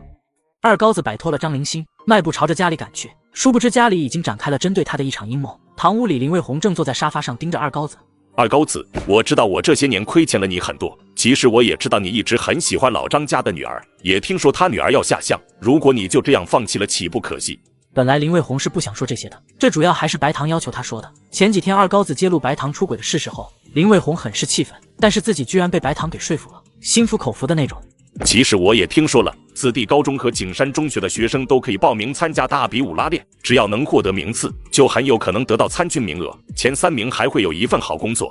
所以呢，你的身体素质爸是知道的，打遍家属院无敌手，说不定就能拿个好名次。老爸希望你把棉纺厂的工作卖给林柔，他以后每个月给你15块钱，然后你再去参加大比武，得到工作名额后，是不是让我把名额卖给林坚，让他每个月给我钱？张大炮人家还知道给20呢，你可倒好，就给15。就是这样，这样一来你根本不用工作，每个月都能拿到30块钱，又可以跟张家那小妮子下乡，人财两得，岂不美哉？你看老爹心疼你吧。你还别说，确实是个好主意。站在一旁的白糖大喜过望，真没想到二高子居然会同意自己那空手套白狼的建议，实在是太让人惊喜了。二高子，意思是你同意了吗？我有说过我同意吗？那你不是说了好吗？我说的是主意不错，谢谢你们提供这个信息啊！我会去参加大比武的，到时候如果得了工作名额，我就卖了它；得不到的话，我就继续去棉纺厂工作，这不更美滋滋吗？混账！你到底有没有把我的话放在眼里？没有。二高子说完，直接跑出了堂屋。白糖和林卫红只觉得心累，气死我了，气死我了！这个逆子，你消消气，办法还是有的。这时，两个身影出现了，正是被张灵星暴打的林柔以及他亲哥林坚。二高子他怎么说？林柔紧张地望了一眼二高子住的方向，也很是期待。那逆子是油盐不进。爸，我觉得我们不能就这样坐以待毙。既然大比武拉练，子弟高中和景山中学的人都能参加，那不如让我哥、三哥和我一起参加吧。那样一来，我们3个中只要有一个能获得名次了，那柔柔工作的问题岂不就解决了吗？卫红，你说老三肯不肯帮柔柔呢？白糖的这句话就把事情定性为帮林柔了。无论林老三取得什么样的成绩，那成果都是林柔的，与他无关。即使是林老三即将高3毕业，也面临着下乡的情况。今晚二高子也知道这件事情了，如果他也去报名怎么办？是，大哥的实力摆在那呢，名额就只有这么多。在还没有参加比赛的情况下，林坚就已经开始考虑排除异己，消灭潜在对手了。这个逆子想报名没门，但他就算不报名，还是可以去棉纺厂工作的。要是二哥能主动放弃去棉纺厂就好了。你不会是异想天开吧？没有，只是今晚我看到张灵星主动去找二哥，但是我发现二哥很害羞，不敢接受张灵星的心意。不接受那不就更好了？要知道张灵星可是希望二高子把工作让给他弟弟的。我想说的是，有没有一个两全其美的办法，既让二哥把工作让给我们，又能成全二哥和张灵星一起呢？不如我们帮二高子报名下乡吧。林卫红和白糖对视了一眼，下乡这个词还是被提了出来。二哥是从农村来的，吃惯了苦，下乡就相当于回家一样轻松。是啊，这样一来，二哥不仅能陪伴张灵心，还能抱得美人归，我们又得到了留在城里的机会，岂不是两全其美？林卫红听着林间林柔的对话，心里还是有点于心不忍，毕竟二高子可是他亲儿子，眼前的林间林柔可算不上自己的孩子。但这样对二高子是不是有点不公平？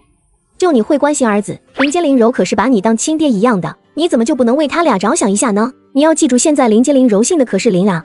罢了，那就苦二高子几年，等下乡的时候，我们再想办法补偿他，到时候送他几张粮票，也算是一点心意吧。那怎样才能让二哥下乡呢？他自己是肯定不去报名下乡的。我听说城东有个青年，因为突然身体不舒服，但又心系乡村，所以委托家人拿着户口本去街道办报名处报名，人家一样同意安排那青年下乡。哎呀，好主意啊！我怎么就没想到呢？到时候我就去报名点，帮二高子把名给报上。柔柔，你为了你二哥和张灵心喜结连理，也是煞费苦心了。林卫红就在一旁默不作声，不知心里怎么想。为了二哥，我受点委屈被点骂名又算得了什么？只希望他能够明白我们对他的好。但现在我们可不能让张灵心和二哥在一起，你们也知道二哥的耳根子软。是啊，万一他的工作直接送给张大炮那小兔崽子了，我们不就白忙活了？还得让二高子和张灵心先吵闹一阵。二哥他也不知道，我们这只是为了他好，还要费那么多的心思，希望他能理解吧。就这样，二高子在毫不知情的情况下，就被家里人决定了下乡。第二天一早，二高子刚出门，就看到张灵心和他那在棉纺厂当了多年临时工的母亲一起站在了自家门口。这怎么还不死心呢？二高子，你终于出来了。这声音中带了无数的哀怨，仿佛是一个妻子对不归家丈夫的责备一般。灵心啊，这就是你看上的小伙子啊，不错，长得是挺周正的。小伙子见到阿姨也不打声招呼就想走啊。此时的张母仿佛是一个慈祥的阿姨，一脸的温和。是不是灵心有哪些地方做的不对的？你说出来，阿姨给你做主。灵心，你说你是不是惹人家生气了？我知道错了。二高子看着眼前戏精附体的母女，也是一阵无语。你母女俩可真是戏多啊！我还一句话都没说呢，你们上来就开始演戏了。你跟灵心的事，我都听他爸说了。今天看到了你本人，我也就放心了。两人之间最重要的就是沟通，小两口都有吵架的时候，何况你们还年轻，有的是时间磨合。神特么小两口，什么时候成两口子了？这样，只要大炮今个能回家，你们俩处对象的事，我就同意了。二高子，你听到了吗？妈都同意我俩处对象了，你就放过我弟弟吧。正当二高子要输出国粹的时候，一个声音却是冷不丁冒了出来。哟，我说是谁呢？原来是张家阿姨啊！找个工作能有多难？他贵为特种兵王，指挥千军万马，却无法为自己儿子找到工作，老婆更是对他指指点点。正当二高子要输出国粹的时候，林间却是跑了出来。大哥，你可要小心了，我平时听阿姨可不是这样说你的，她这明显是冲着你的工作来的。此刻的林间就像是二高子的亲弟弟一般。我听说阿姨以前骂你是癞蛤蟆，还说你整天打架不务正业。张灵心以及张母脸色大变，任谁也忍不住被别人当面揭短了。林间冷笑，他们昨晚4人可是商议好了的，不仅要让二高子没法报名参加拉练大比武，还要帮二高子报名下乡。如此一来，那棉纺厂后勤工作名额就能落入林柔头上。而现在最大的威胁就是张灵心这个绿茶。混账小子，你胡说八道什么呢？林间，你说的都是真的吗？二高子也顺坡下驴，一副惊讶无比的样子。我们是一家人，难道我还会骗你不成？我们可是手足兄弟，挚爱亲朋啊！我不仅会骗你，我一会还要去街道办帮你报名下乡，还要让你去最偏远最荒凉的大西北去吃沙子。我可以作证，他们一家说的可不止那些，他还炫耀说不知哪个傻小子送他们家张灵心自行车和手表，绝对的大怨种。这时白糖也站了出来，张母这叫一个气啊！被林间和白糖这么一说，二高子还会松口吗？白糖你个狐狸精，少血口喷人！我可是从你家的邻居秋姐那听说的，不信咱们可以找秋姐问问。二高子觉得白糖这次是打了一个好助攻，自己必须好好利用一波这个机会。我没想到你们一家居然是这样的人，以后别再出现在我面前，滚！你别走，你不放了我儿子，我就天天来找你。只要你肯放过我儿子，去派出所签了谅解书，我就答应灵心跟你交往。他不配。这句话一出，所有人，包括白糖和林间都惊呆了。张灵心更是仿佛晴天霹雳直接劈在他脑门上一般。二高子居然说我配不上他，二高子，我讨厌你！张灵心一边哭一边跑了出去。我求求你放过我儿子好不好？要是登了缝纫机，他这辈子就废了。他抢我的自行车，还骗我钱，我凭什么要放过他？对了，我告诉你一个重磅消息，你儿子因为那南锣鼓巷的秦寡妇，还染上了花柳病。二高子也是前世被张大炮带去卖血时，偷听到了张大炮与医生的对话才知道的。张母只感觉自己都快要晕了。我儿子欠你多少钱我都还给你，只求你不要让我儿子登逢人机。二高子根本不给张母说话的机会，直接一溜烟跑没影了。林坚却是走了过来。大爷，你看清楚了吧？二高子到底是什么样的人？以后真的做了你的女婿，你们一家可有的受了。林坚自顾自的走了，他今天可是有更重要的事情要办，那就是替二高子报名下乡。张母看着林坚的走路背影，突然一怔，是他，居然是他！放火烧了棉纺厂资料室的就是他。军零01医院一间普通的病房里，一位身穿军服的男人看着躺在病床上的李元朝。原来就在前天，李元朝一脚踩空掉入了深井之中，所幸被二高子救下，但是也伤到了腿，参加不了大比武。你知道我们为了组织大比武花了多少功夫和心思吗？就为了让你通过大比武获得工作，我忙前忙后3个月，结果你受伤了，参加不了大比武，你就没工作，没工作你就得下乡。到时你小子别说干农活，走路都费劲，扔你下乡就是个死。老李，你可得想想办法啊！元朝现在这样子是绝对不能下乡的，要不你找人打声招呼，帮元朝安排一份轻松点的工作。妇人之见，你知道现在有多少双眼睛盯着我们吗？我能安排这小子参加大比武拿名次，安排工作还说得过去，但只要我打招呼，第2天就会有人找到咱家。你就知道冲我发脾气！你一个少将，连自己的亲儿子都安排不了一个工作，你说要你有什么用？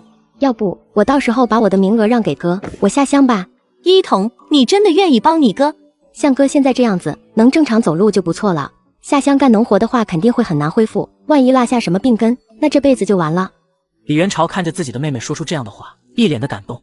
拉倒吧，这次大比武所安排的工作可没有哪个是轻松的。一彤就是想转给元朝也不合适，何况你一个女孩子下什么乡，我可不放心。这也不行，那也不行，你当个将军有什么用？或许我可以帮这个忙。二高子就如同救世主一般，缓缓步入病房。叔叔阿姨大家好，冒昧打扰到你们了。不冒昧不冒昧，你是元朝的救命恩人，我们欢迎都还来不及呢。兄弟真是谢谢你，要不是你，我昨天真的就没命了。叔叔阿姨，我知道你们在为元朝工作的事情发愁，对吧？是呀，本来指望元朝能参加这次大比武拿个名次，但是元朝还受伤了。阿姨，其实我刚好有一个京都棉纺厂的后勤工作名额想卖。二高子此言一出，大家都震惊了。在这个没有工作就得下乡，有了工作那就是有了铁饭碗，有了住房和老婆的年代，居然真的有人舍得卖工作。李元朝看着二高子心生敬佩，眼前的这个男人又救了自己一次。二高子，你有什么要求尽管提，哪怕是把我妹妹介绍给你，我也愿意。李元朝的话更是让李一桐一阵脸红心跳，看了二高子那高大帅气、谈吐得体的样子，好像嫁给他也不吃亏。二高子，你不会是为了元朝才说卖工作的吧？没有，主要是我觉得后勤工作太容易消磨人的志气，而且那里都是女工，我不太习惯。李元朝在病床上激动的都要哭了。二高子不仅救了自己的命，还要把自己的工作，而且是轻松高薪又宝贵的工作，以假装要卖的形式让给自己。兄弟，你别这样，你这样一搞，我都要哭了。二高子，你要不再考虑考虑，你把工作让出去了，那你怎么办啊？我准备参加大比武。你有信心在比赛中拿到名次吗？那是当然。好样的，刚好我是拉练大比武的评委，比赛时要是遇到什么困难，直接找我。那工作的事情就这样定了，我们也不会让你吃亏。二高子，你想要多少钱？阿姨，我不要钱，我想要一套房子，可以落户口的房子就行了。所有人都惊呆了。要知道70年代京都的房子还不值钱，而且房子都是国家分配的，只要你是正式职工，单位就会解决你的住房问题。二高子的目的也很简单，那就是尽快跟林家分家，有了房子可以落户，一切都好说。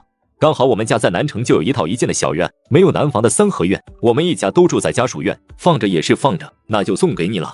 谢谢叔叔。二高子大喜过望，自己总算是有房子可以迁出户口了，终于可以摆脱林家了。事不宜迟，今天咱们就把房子过户给你吧。另一边景山街道办，林坚正鬼鬼祟祟的东张西望，今天就要以二高子的身份帮二高子报名下乡，去支援建设祖国的大西北。殊不知二高子正和李安邦、李一桐搭着吉普车，兴冲冲的一起往景山街道办赶来。正牌林家人二高子和冒牌白眼狼杨子林坚又会产生怎样的碰撞呢？弟弟为了得到哥哥的工作，竟然想出给哥哥报名下乡的损招，不成想弟弟前脚给哥哥报名，哥哥后脚带着人马赶到。你好，我是来报名下乡的。欢迎欢迎，这位小同志一看就是很有胆识和奉献精神。你放心，下乡青年除了有100元的下乡补助之外，我们还提供了100斤的全国粮票和其他各种票据补助。对了，小同志，你叫什么名字？我叫林坚，这是我的户口本。好，好，好，我这就帮你叫人过来登记。慢着，其实我这次来是帮我二哥二高子报名下乡的。那你哥怎么不自己过来报名？我哥他不小心摔伤了腿，行动不便，但又时刻挂念着支援农村建设，这不，他就求着我帮他报名，好早点下乡。那他腿受伤了，不会对下乡有什么影响吧？不会，他休息几天就可以了。我哥铁打的身子。对于林坚的话，马主任还是有些犹豫了。马主任，您先看看户口本吧，我户口本都带来了，上面还有我哥的名字。马主任看了一下户口本，只见户口本里居然加了2张大团结。行吧，既然你们是亲兄弟，那我就帮你把你哥的名字报上去吧。谢谢马主任，相信我哥听到了这个好消息，他一定会很高兴的。对了，主任，我们现在报名下乡的话，什么时候能走？这个月底就有一批，也没几天了，时间这么紧，你们赶得及吗？赶得及，我哥他时刻准备着，你放100个心好了。根据政策，主动申请下乡的同志有权利选择下乡的地方，你看想选哪路合适呢？按照马主任的想法，8成是去大东北那边下乡插队，因为大东北是粮仓基地，去到那边没有吃不饱饭的可能，而且工作只需要干到10月左右，大冬天的都在猫冬，可以说是知青下乡的首选之地了。我哥他特意给我说了，他要去最艰苦最困难的地方去历练自己，所以他想选择去最艰苦最偏远的大西北。林坚的一番话，马主任瞬间对未曾见过面的二高子肃然起敬。没想到他居然有这么大的魄力，你放心，我一定会把你哥主动投身大西北的事迹公布出来。小东，你过来拿二高子同志的户口本去登记一下下乡的报名。而就在这时，街道办办事处外面，一辆吉普车平稳地停在了门口。身穿降长服的李安邦带着二高子和李一桐走进了街道办内。街道办副主任邱大姐马上迎了上来。您好，请问有什么可以为你们服务的？我这次来是想把我名下的一套3合院转给这位二高子同志，还请你们街道办帮忙配合一下，开一下证明。邱大姐详细问了二高子的姓名、学历、工作单位和开证明的目的后，有点为难的看向众人。这位二同志，除了学生证之外，没有其他可以证明他身份的证件啊，至少需要出示一下户口本吧？那如果有人能证明二高子同志就是他本人呢？可以，不过要派出所开具证明才行。邱主任稍安勿躁，我已经叫了派出所的同志，现在应该就在过来的路上了。刚好城西派出所董所长是我以前带的兵。不多时，一个方脸男子就来到了街道办。李安邦将自己叫他来的目的也告诉了他。我可以证明这位小同志就是二高子本人。4年前他从乡下转户口回城里，还是我亲自办的手续。4年前，乡下。李一桐开始好奇了起来，二高子的身份得到证明，邱大姐这边也放心了。既然有派出所的同事作证，那我们这次就特事特办，下不为例哈。小东，你快来帮一下忙，二高子同志需要买一套3合院，你帮他把身份证明给开一下。小东看着二高子的证件，又看了看林坚带来的户口本，一拍大腿。哎呀，你就是来主动报名下乡的二高子同志啊！小东的这句话直接就吸引了所有人的注意，人们齐刷刷的把视线投了过来。下乡？下什么乡？你看看这个信息是不是你？这还真的是我的户口本。你弟弟不是说你的腿受伤了不能来吗？怎么看起来你的腿好像没事啊？二高子明白了，前世的今天是林坚亲自到街道办帮自己报名下乡的，只不过自己上一世将工作让给了张大炮，林坚他们没有得逞，但在这一世自己拒绝把工作让给张大炮后，事情还是发生了，林坚还是来到街道办给自己报名下乡，这一世定要林坚付出代价。二高子没回答小东的问题，而是问道：对了，你拿我的户口本是准备办什么事情啊？你是真不知道还是假不知道？这就是你主动申请下乡的登记材料啊！我申请主动下乡，那岂不是得到农村去？是啊，你弟弟都说了，你还特地申请去最艰苦、最偏远的大西北去，那地方我都听说了，连喝水都难。我怎么不知道？我要主动申请，要去最艰苦、最偏远大西北啊！听着二高子的话，正常人都知道这事情明显就是不对头。邱大姐最先反应了过来。城东街道办那边就有一个女知青被妹妹冒名顶替报名下乡了，在街道办派出所那闹了好久。二高子，你该不会也是吧？肯定是这样了，我就听说很多地方发生过一些人拿着户口本，没经过本人的同意就私自帮别人报名下乡的。李安邦一脸的严肃，看向董成，董成的额头都开始冒汗了。没想到自己的辖区居然会出现冒名顶替、谎报下乡名额的情况出现，而且是在自己的老领导面前。董所长，这事你怎么看？邱主任，这样的事情居然发生在我们这里，你们街道办是怎么做事的？小东，你这户口本是怎么来的？怎么你就要让二高子同志报名下乡了？小东年纪不大，但也不傻，立马就开始喊冤。这可是马主任亲自交代让我办的事，马主任还在办公室里和一个年轻人聊天，那户口本正是那年轻人带来的。你说的年轻人是不是一副皮笑肉不笑的样子？对，就是这样。那人我一看就不是什么好人，还帮人下乡，我看他就是个罪犯，必须严加处置。林坚，来都来了，那就让你好好品尝一下我给你准备的套餐吧。家门不幸啊，让大家笑话了。那人正是冒名顶替了我的身份，还一直在林家生活的养子林坚。这件事情我最清楚，因为手续都是我经办的。其实二高子从小就被林坚的母亲调包，被卖到了农村生活了很多年，而林坚则冒充二高子的身份，一直生活在林家，直到4年前，二高子的母亲找到了二高子，真相才大白天下。那女人现在怎么样了？抓起来了没有？我爸爸看上了拐卖我的女人，娶了她进门，她现在是我的后妈。这句话立即掀起轩然大波，大家一时间都傻眼了。那林坚又是怎么一回事？这个林坚我知道，我帮他亲妹妹林柔办的户口，现在这对兄妹算是养子养女的身份吧，已经在京城生活很久了。那为什么林坚会要帮二高子报名下乡啊？这还不简单，肯定是看上了二高子那棉纺厂后勤干部的工作名额了。应该是这样吧，毕竟只要我下乡了，我母亲用生命换来的工作名额就会被我继母的女儿林柔给顶替了。那岂不是你的人生和工作名额一直被那家人顶替？刚出生被顶替，身份被顶替，上学被顶替，生活也被顶替，到了现在，就连工作也要被顶替。此时的李安邦已经怒了，他没想到居然有这样丧心病狂的一家人。东所长，这件事情影响非常的恶劣，希望你们能把这种情况梳理一个典型。请领导放心，那冒名顶替的人现在在哪呢？就在里面房间。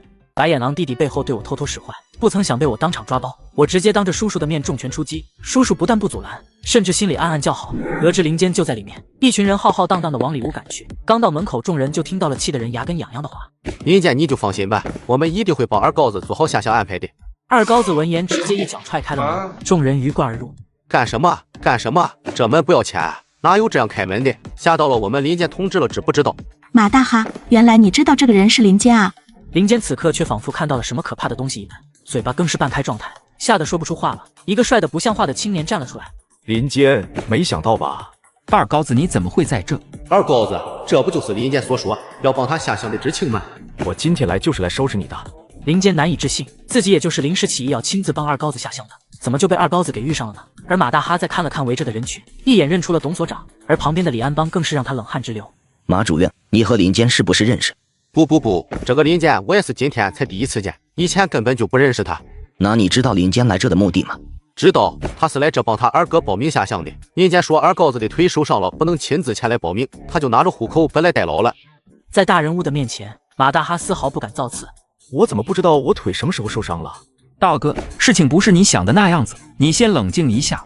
我什么时候说过我要下乡了？我又什么时候需要你帮我报名下乡了？冒名顶替他人报名下乡，你这就是犯罪行为，你胆子也太大了。林坚瞬间就懵了，脑子直接一片空白，自己使坏当场被抓包。二高子的战斗力自己是有所耳闻的，那是能把钢铁侠打掉7的主。想到这，林坚两腿发软，瞬间跪倒在地。不是那样的，这是马主任帮我办的。林坚在危急关头充分发挥了他的搅屎棍本能，企图把马大哈拉下水。我说邱主任，不知道马主任这样的操作符不符合规矩？我们城西街道办绝不允许出现冒名顶替报名下乡的行为。马大哈，你这样的做法，我第一个不认同。这是马主任的个人行为，我们街道办绝不允许这样的行为出现。马大哈被气得浑身发抖，但事已至此，自己必须做点什么。好啊，你林坚，你居然敢欺骗公职人员！董所长，我要举报这个人欺骗我，妄图让二高子下乡，就是因为他拿着户口本，谎称二高子是他的哥哥，我才会被他给骗了。你们可一定要把他抓起来。马主任，你别忘了你做的好事。马大哈怕了，万一林坚说出自己拿钱的事情，自己可就完了。只见他彻底疯狂，一脚就踹在了林坚身上，抡起拳头拼命往林坚身上招呼，顺势把那刚才2张大团结给藏进了林坚的衣服里面。谁收你钱了？你特么胡说八道什么？你这犯罪分子，我与你不共戴天。你刚才收了我20块钱，才答应帮我弄二高子下乡的。你刚才想塞钱给我，我马上严词拒绝，根本就没收，你自己就已经把钱拿回去了。林坚还想说什么，突然那2张大团结从他身上掉了下来。就是这2张10块钱，他想塞给我，我根本就没收。不信的话，大家可以搜我的身，我身上就只有今晚买菜的2块钱。董所，我要举报他，诬陷罪，罪加一等，罪上加罪。你，马大哈，你别血口喷人，刚才你明明……林坚还想说什么，马大发直接飞扑到林坚身上，一拳一脚的招呼，顿时间办公室乱成一团。二高子见此机会，哪能放过这个替代了自己人生的混蛋，趁乱上前就是一顿疯狂输出，咔嚓一声小腿骨头碎裂的声音，混杂在拳拳到肉的声音中消失了。二高子输出过后又退了回来，只有注意力一直在二高子身上的李一桐注意到了他的小动作。我的脚到了。这时候大家才收手，看着面露痛苦神色的林坚，都离得远远的。此时的林坚就像一只过街老鼠，人人喊打。给我把他铐起来！林坚，你现在涉嫌冒名顶替二高子，谎报他人下乡，人证物证俱在，给我带回所里。好样的，这样的坏人就该抓起来，他这冒名顶替可是要判3年的。听到要蹲3年，林坚直接懵了，真要是判了3年，自己成什么样子了？到时候岂不是能把缝纫机灯冒烟？出来后还有没有机会重新做人？毒药啊，毒药啊！了，我有话说，我要举报道哥误会。其实一切都是误会，我不知道你不想下乡的，我是听了爸的话，说你自愿把工作让给妹妹，又是习惯了乡下的生活，才让我拿着户口本来帮你报名下乡的。一波未平，一波又起，林坚再次发动自己的搅屎棍技能，一番话直接让大家蒙圈了。怎么会有这样的父亲，居然做出这样的事，让自己的亲儿子下乡，让养女顶替亲儿子的工作？二高子对林卫红本来就不满，得知这样的情况，肯定会迁怒林卫红，到时候我就能把责任全部推到林卫红身上。这样一来，我顶多就是一个被教唆的从犯，主犯就是林卫红，把自己摘干净。我可真聪明。听着林坚的话，二高子就知道他在说谎，但是二高子对林卫红也没什么感情，也不打算放过这个机会，直接顺坡下驴。不可能，绝对不可能！我爸怎么可能做出这样的事情，还要把我的工作让给林柔这个没有任何血缘关系的养女？二哥，事实就是如此，我所做的一切都是爸吩咐我做的，不然我怎么可能得到户口本？怎么会这样？我不相信，一定是你撒的谎。我没撒谎，爸昨晚不仅让我帮你报名下乡，还说不给你参加拉练大比武。如果我撒谎，就让我天打雷劈。很好，这下大家可都听到了。等林卫红以后听到别人传来林坚说出的话的时候，不知道心底会是怎样的一种感受。林卫红无论如何也想不到，自己视为养老寄托的养子，就这样轻易的把自己给卖了。白眼狼果然养不活。最终林坚还是被抓了起来，等待他的将是最严厉的处罚。但是由于不知是被谁踩断了脚踝，被迫先送去医院了。二高子则是顺利办好了各项手续，在城西派出所的证明下，二高子顺利的拿到了房本。就这样，二高子从一个没人疼没人爱的妻子，摇身一变成为了一个坐拥城西2环1套独门独院3合院的青年才俊。京城的房子眼，独门独院的3合院，此时要是有熟人出现，让我装一下就好了。二高子，是你吗？我正想着装一下呢，你就来了。白眼狼弟弟被我亲手送入大牢，恶毒继母却开始对我继续使坏。大庭广众之下当众散播谣言，殊不知这将是他做出的最愚蠢的决定。二高子办完3合院过户以及户口迁移后，正准备前往景山中学参加大比武报名，没想到一扭头就看到了张灵星，而张灵星看到二高子手中的房本，则是陷入了沉思。二高子，你这是为我买的房吗？我买。话不投机半句多，二高子逃也似的前往景山中学报名参加大比武，只留下张灵星独自在风中凌乱。现在自己棉纺厂的工作已经卖给了李元朝，当下之急就是要从大比武中赢得名次，拿下工作。刚刚抵达景山中学，二高子就看到了他最不愿意看到的人。只见二高子亲爹林卫红、继母白糖以及林柔和林老三林松正站在他的面前。老爸，你昨晚去哪了？干嘛不回家？二哥，你也来报名比赛呀？林柔，你又不是学生，怎么会也来这报名？二高子，你可别瞧不起人，我们有的是办法帮柔柔报名。二高子看着眼前沸扬扬转世的林老三，似笑非笑。你们真的以为报名了就能得到工作名额吗？我相信有三哥在，我肯定能赢的，对不对三哥？一声三哥直接把林老三叫的骨头都酥了几分。没特，柔柔你放心，有我在，我一定会想办法让你赢得名次，赢得工作的。二高子，你和坚儿是不是有什么误会？都是一家人，有什么问题我们一家人关上我们家里解决就行，没有必要让人把你弟弟给抓起来吧？你看能不能原谅你弟弟，把他放出来？继母白糖忍不住了，开始向二高子发难。自从他得知自己儿子林坚被二高子送进去蹬缝纫机后，对二高子的恨意又是重了几分，小算盘又开始敲了起来。你自己儿子做了什么好事你会不知道？还有你们，别告诉我林坚拿了户口本给我报名下乡的事你们不知道。一旁无聊等候的人们一听到二高子的话，眼前一亮，纷纷围了过来。林老三脸色一红，他确实是知道林坚帮二高子报名下乡这事，但老三看到一旁楚楚可怜的林柔，那哀伤的眼神，老三开始嚷嚷了起来。二高子，你这话就不对了，你也说了，林坚是帮你报名下乡，你应该感谢他，而不是报警抓他才对。再说了，你一身腱子肉，不下乡干活多可惜，林坚也是为你好。老三这句话一出，周围直接就炸了。居然还能帮人报名下乡的吗？那如果我也帮我哥报名的话，我岂不是就不用下乡了？林松，你不叫我二哥，还直呼我的名字就算了，居然还觉得让我下乡是帮我，我算是看清你了。那又怎么样？既然你不肯帮我这个亲兄弟，而是要帮外人，那从今天起，你别想得到我的一丝一毫的帮助。老爸，我平时是怎么教你的？你的为人处事呢？就算林坚做了什么对不起你的事情，但是我们毕竟是一家人，他怎么说也是你的弟弟，虽然不是亲的，但是你就不能大度点，宽容点吗？对了，二高子，什么事我们都可以坐下来慢慢商量，没有必要把林坚送进去吧？你看能不能原谅林坚？二哥，我没想到你是这么一个睚眦必报的人，我讨厌你。说完，林柔就抹起了眼泪，仿佛二高子欺负了他一样。好家伙，合着林坚做对了，就我做错了。二高子还想说点什么，就听到那边有人喊报名要截止了，扭头就冲向报名点。而林卫红、白糖等人却是冷笑，林老三更是双手环胸，一副等着看笑话的模样。有经验的吃瓜群众们知道，这架势肯定是瓜不止这些。二高子来到了报名点，连忙递上自己的身份证明。我是来报名参赛的。这次大比武要先进行为期5天的军训，如果军训就被淘汰的，也就没必要浪费时间参加大比武了。二高子闻言也没将其放在心上，毕竟自己的身体素质什么样，自己最清楚。他有那个信心赢得名次，赢得工作。没想到工作人员看了二高子的身份证明后，却是眉头一皱。就你叫二高子啊，回去吧，你没资格参加这次的比赛。为什么？只要是景山中学的都可以参加，你不让我参加，起码得给我一个理由吧？一个连兄弟情谊都不顾的人，品行肯定也好不到哪去。孙老师所言极是，我们是选拔人才的比赛，不是选拔人渣的比赛。二高子还想说些什么的时候，身后就传来了林老三略带得意的声音：“怎么了，二高子？这是报不上名了吗？好可惜啊！”白糖，是不是你搞的鬼？没大没小的，有你这样直呼长辈名字的吗？林卫红真有你的，不让自己亲儿子报名，反而给养女报名，还逼着我让出工作名额。我有你这样的亲爹，真是感动了。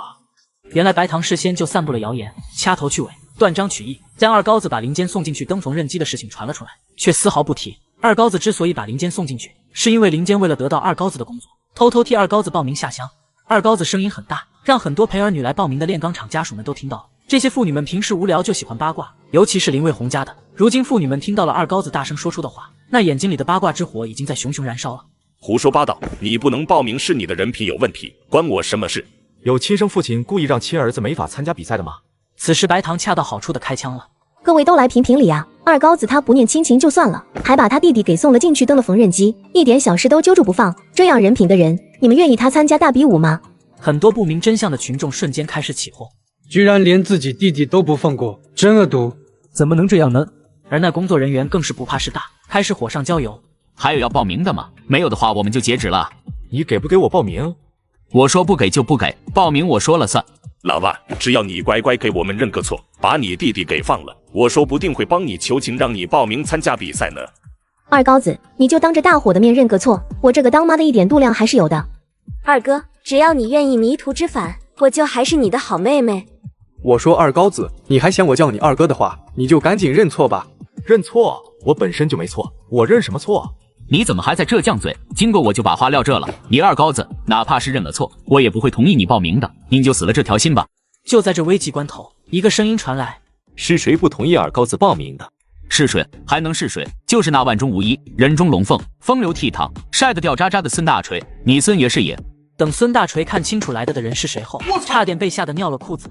孙爷，好大的口气！我看你是不想干了。李将军，您怎么亲自来了？来的正是李安邦。四周一瞬间安静了下来。是谁给你的权利，让你禁止一个学生报名参加比赛的？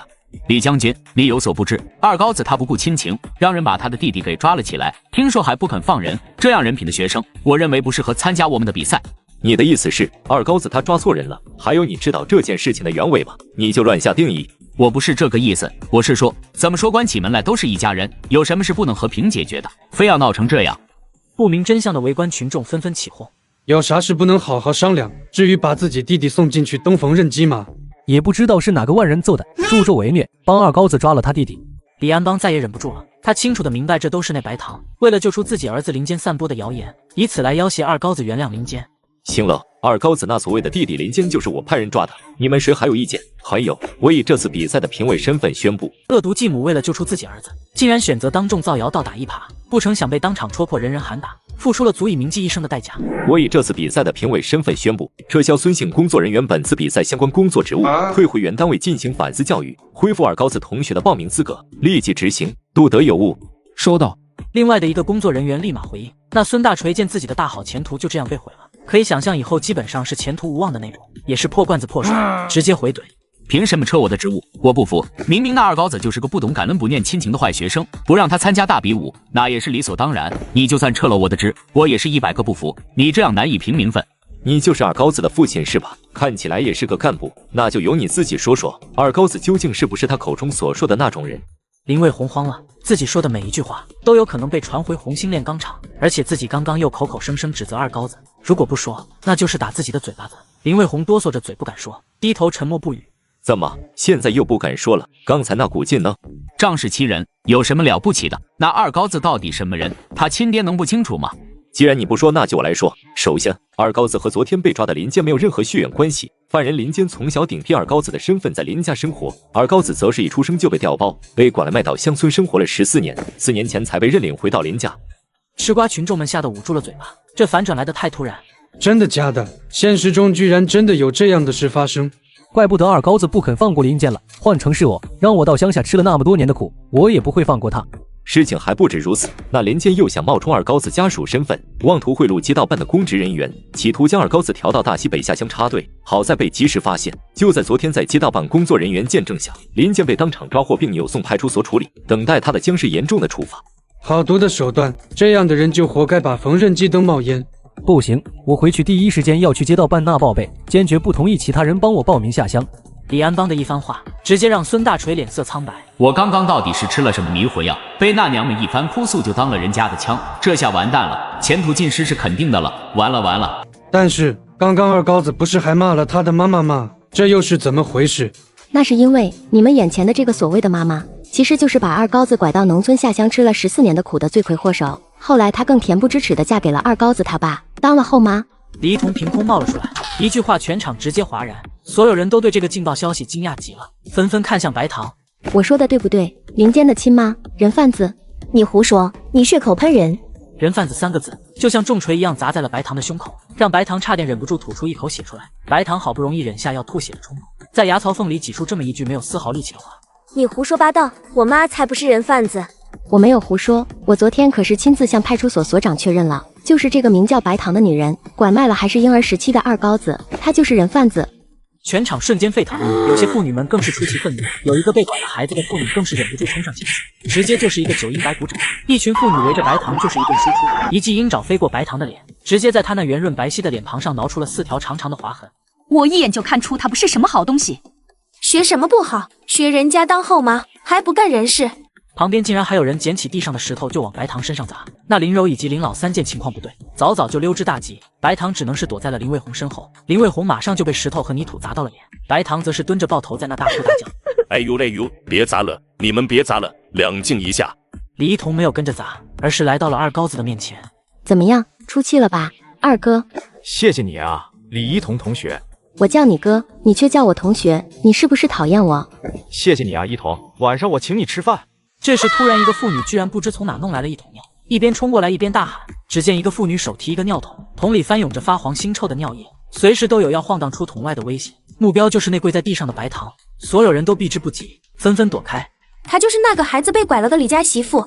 人们赶紧像躲避瘟神一样跳开，躲得远远的，生怕被妇女一个不小心溅点尿在自己身上。白糖也听到了警告声，忍不住抬头一看，就看到了大步流星手提尿桶就要做泼洒状的妇女，赶紧扯住林卫红就往自己的身前挡。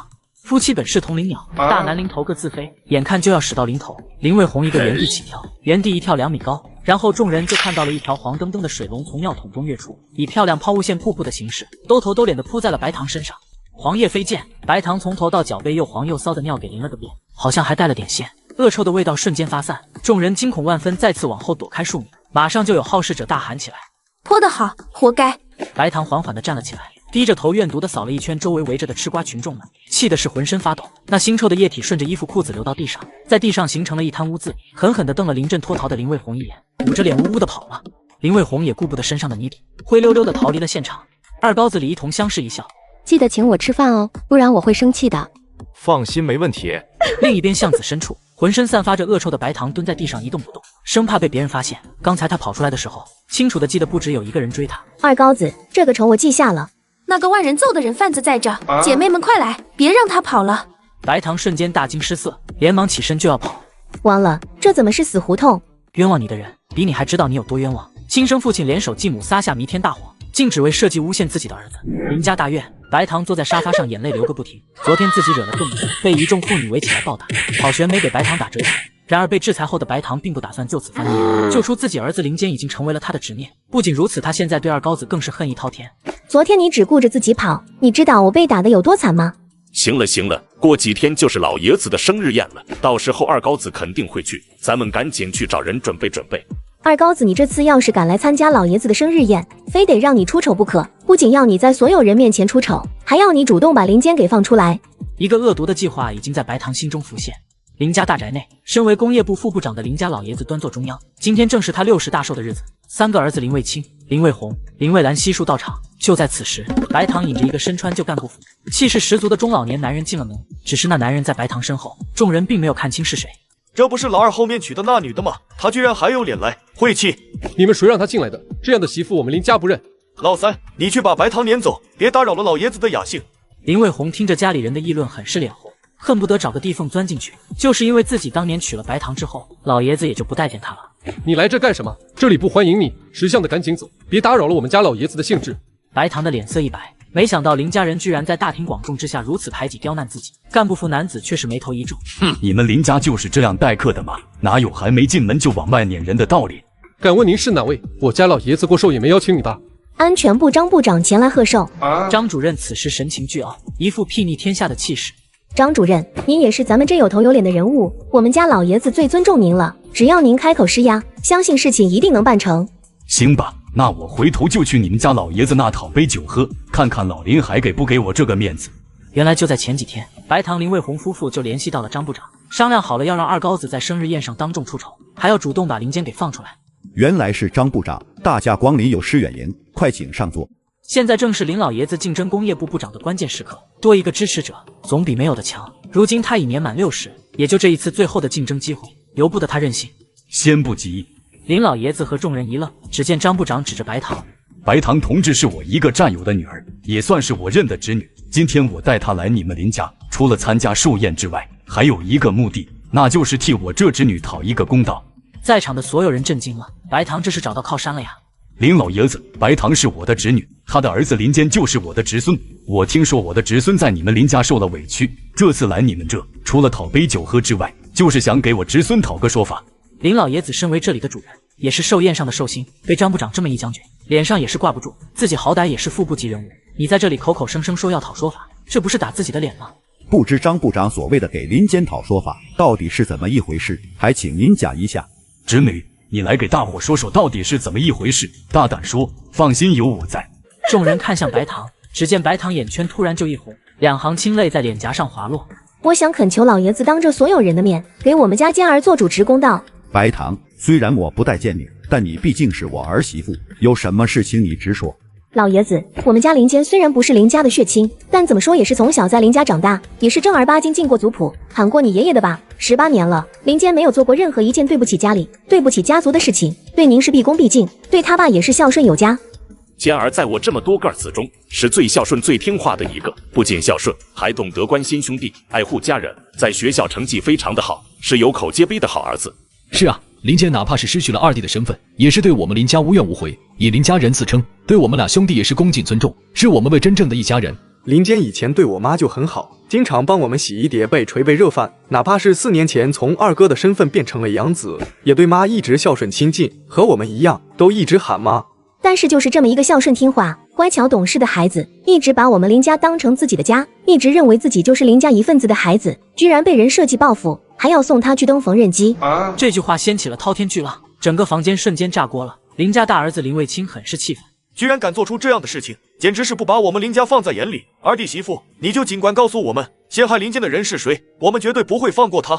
没错，就算是养子，但也是我们林家的一份子，家族怎么能坐视不管？今天有我们这么多人见证，一定为你撑腰，咱们老林家绝对不是好欺负的。老三林卫兰也被白堂的单方面发言所蛊惑，为其愤愤不平。可是那人有后台，不仅很强势，还很霸道，根本就不把我们林家放在眼里。你说什么？居然还有人敢不把我们林家放在眼里？这人到底是谁？林老爷子也是愤怒，虽然林坚身上没有流着自己的血脉，但是毕竟也喊了自己18年的爷爷，18年了，哪怕是条狗也有感情，更何况是人。老二家媳妇，你尽管说，今天就是哪怕我的脸不要了，也要帮你去讨个说法去。不行的，不行的，那人很是嚣张，仗着靠山是一名少将，硬是把林坚给弄进了派出所，还说要让坚儿把缝纫机灯冒烟。我今天还去看了一下坚儿，他状态很不好，吃也吃不好，睡也睡不好。白堂这一通发言，所有人都愤怒了，大家看向了林老爷子和张部长，有这2位老爷子坐镇，心里就有谱。我还以为是谁，原来只不过是个少将而已。看来我这把老骨头太久没动了，很多人都忘了我也是打过硬仗，从人堆里爬起来的，是该找找我的那些老战友们聊聊，到底是哪个少将敢欺负到我们林家头上了。白糖，你尽管说，大胆的说，到底是哪个人敢这么欺负我的干孙子？我一定要让他知道，我们林家人不是好欺负的。我说出来，你们可千万别生气。你说就是，我倒是要看看他到底是谁。那人就是魏红的二儿子，您的亲孙子，那个从乡下回来的二高子。有了后妈就有了后爸，亲生父亲联手继母算计自己儿子，竟然只为了救出自己继子。白糖语出惊人，当他说出是二高子的那一刻，屋子里沉默了。你说的是二高子？没错，就是这个二高子，设局陷害林坚，派人抓他坐牢，还想方设法加害林坚。我真的没想到，他只是因为林坚的好心无意，就做出这种损害家族声誉、谋害亲人的可耻行为。爹爷，门外有贵客到了。老三，你出去看一下是谁来了，把他们接进来。魏红，你留下说说到底是怎么一回事？二高子是怎么陷害林坚的？林卫红哪知道具体是怎么回事，一切都是白糖设计的台词，也没打算让林卫红出声。父亲，具体情况你可以问问白糖，我也出去看看到底是哪位贵客过来祝寿吧。林家大院内，林蔚兰一脸不解地看着林卫红。不是我这个当弟弟的说你，今天是老爷子60大寿的日子，你偏偏让白糖带了一个外人过来给老爷子施压，这不是在所有林家的客人面前丢我们林家的脸吗？我这也是逼不得已有苦衷的。你有个锤子苦衷，这么多人还是这样的场合，你居然说你的亲生儿子设计陷害你的养子，这是一个当爹的人能做得出的事情吗？二傻子都不带信的，真不知道白糖给你灌的什么迷魂汤。老二没再搭理林卫红，自顾自地朝着大门赶去。刚到门口就看到了二高子。二高子，你跟林坚到底怎么回事？屋里都闹翻天了。李老、李将军，这位是我的三叔林蔚兰，红星炼钢厂的副厂长。只见一位老者气度不凡，旁边是一位身穿军装的男人。听着二高子喊那位老爷子的名字，不由让他想到了委员会中巨头的名字。我们受二高子邀请前来给林老爷子贺寿，不知有没有打扰啊？两位能大驾光临，是我们林家的荣幸，快里面请。二高子，谁让你带些不三不四的人来的？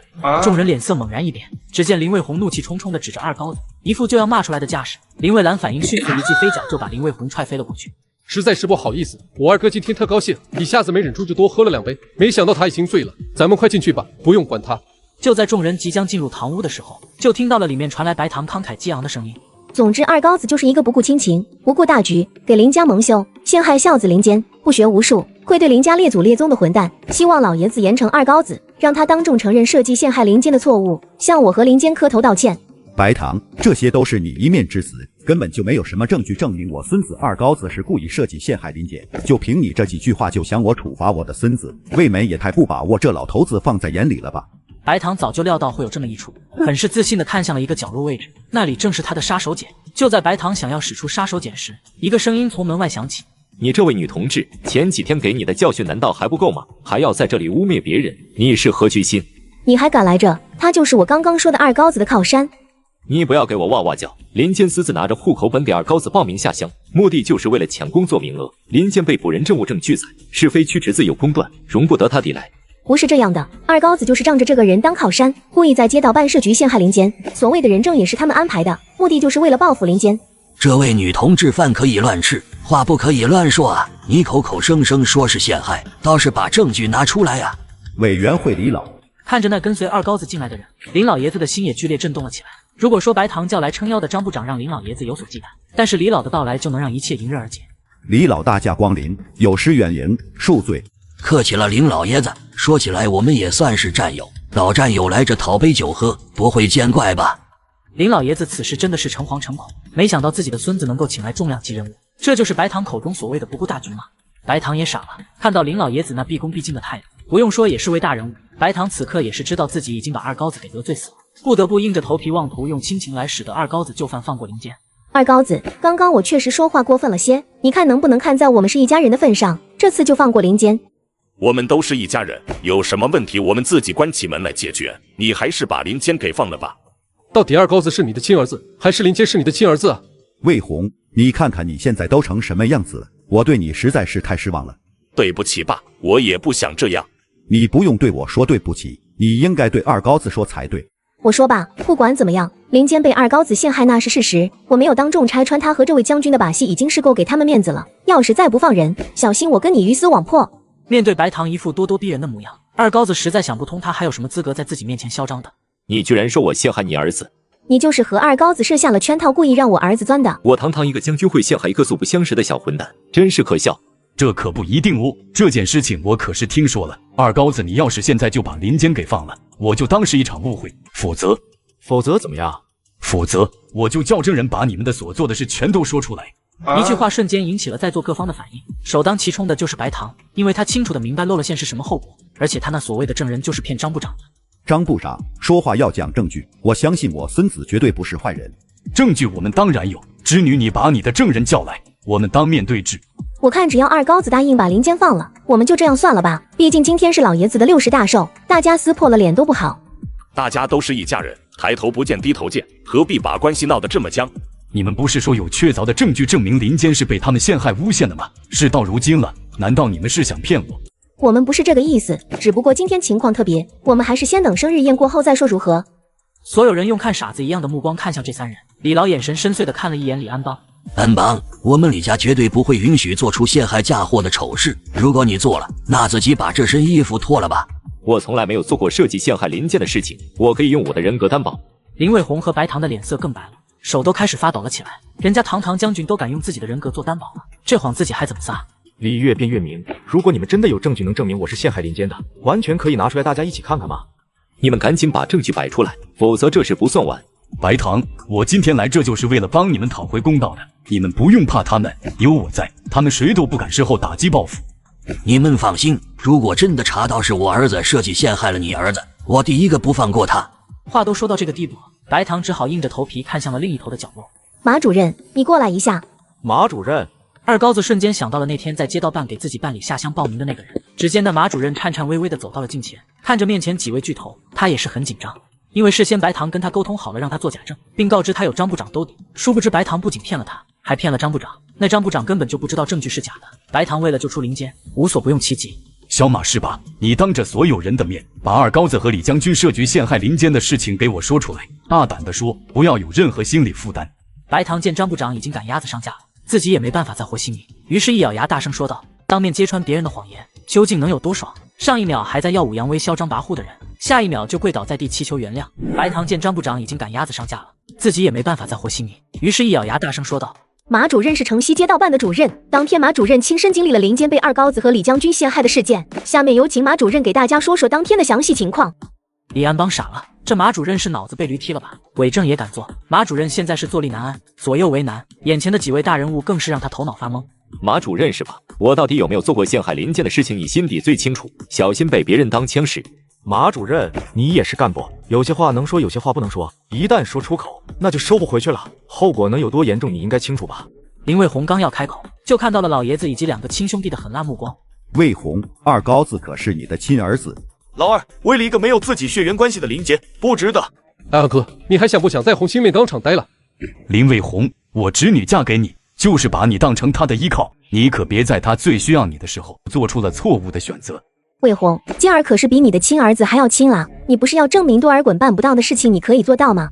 卫红，你放心，一切有我在，我就是你的靠山，没人敢对你怎么样。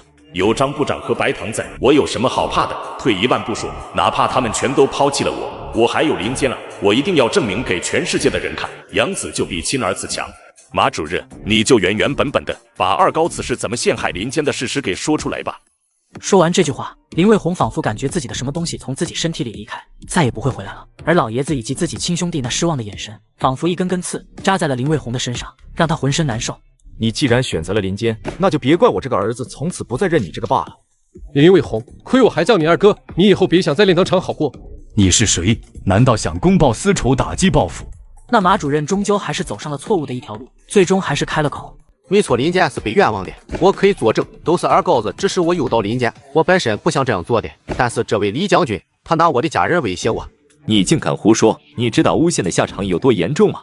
林老，你刚才说的话还记得吗？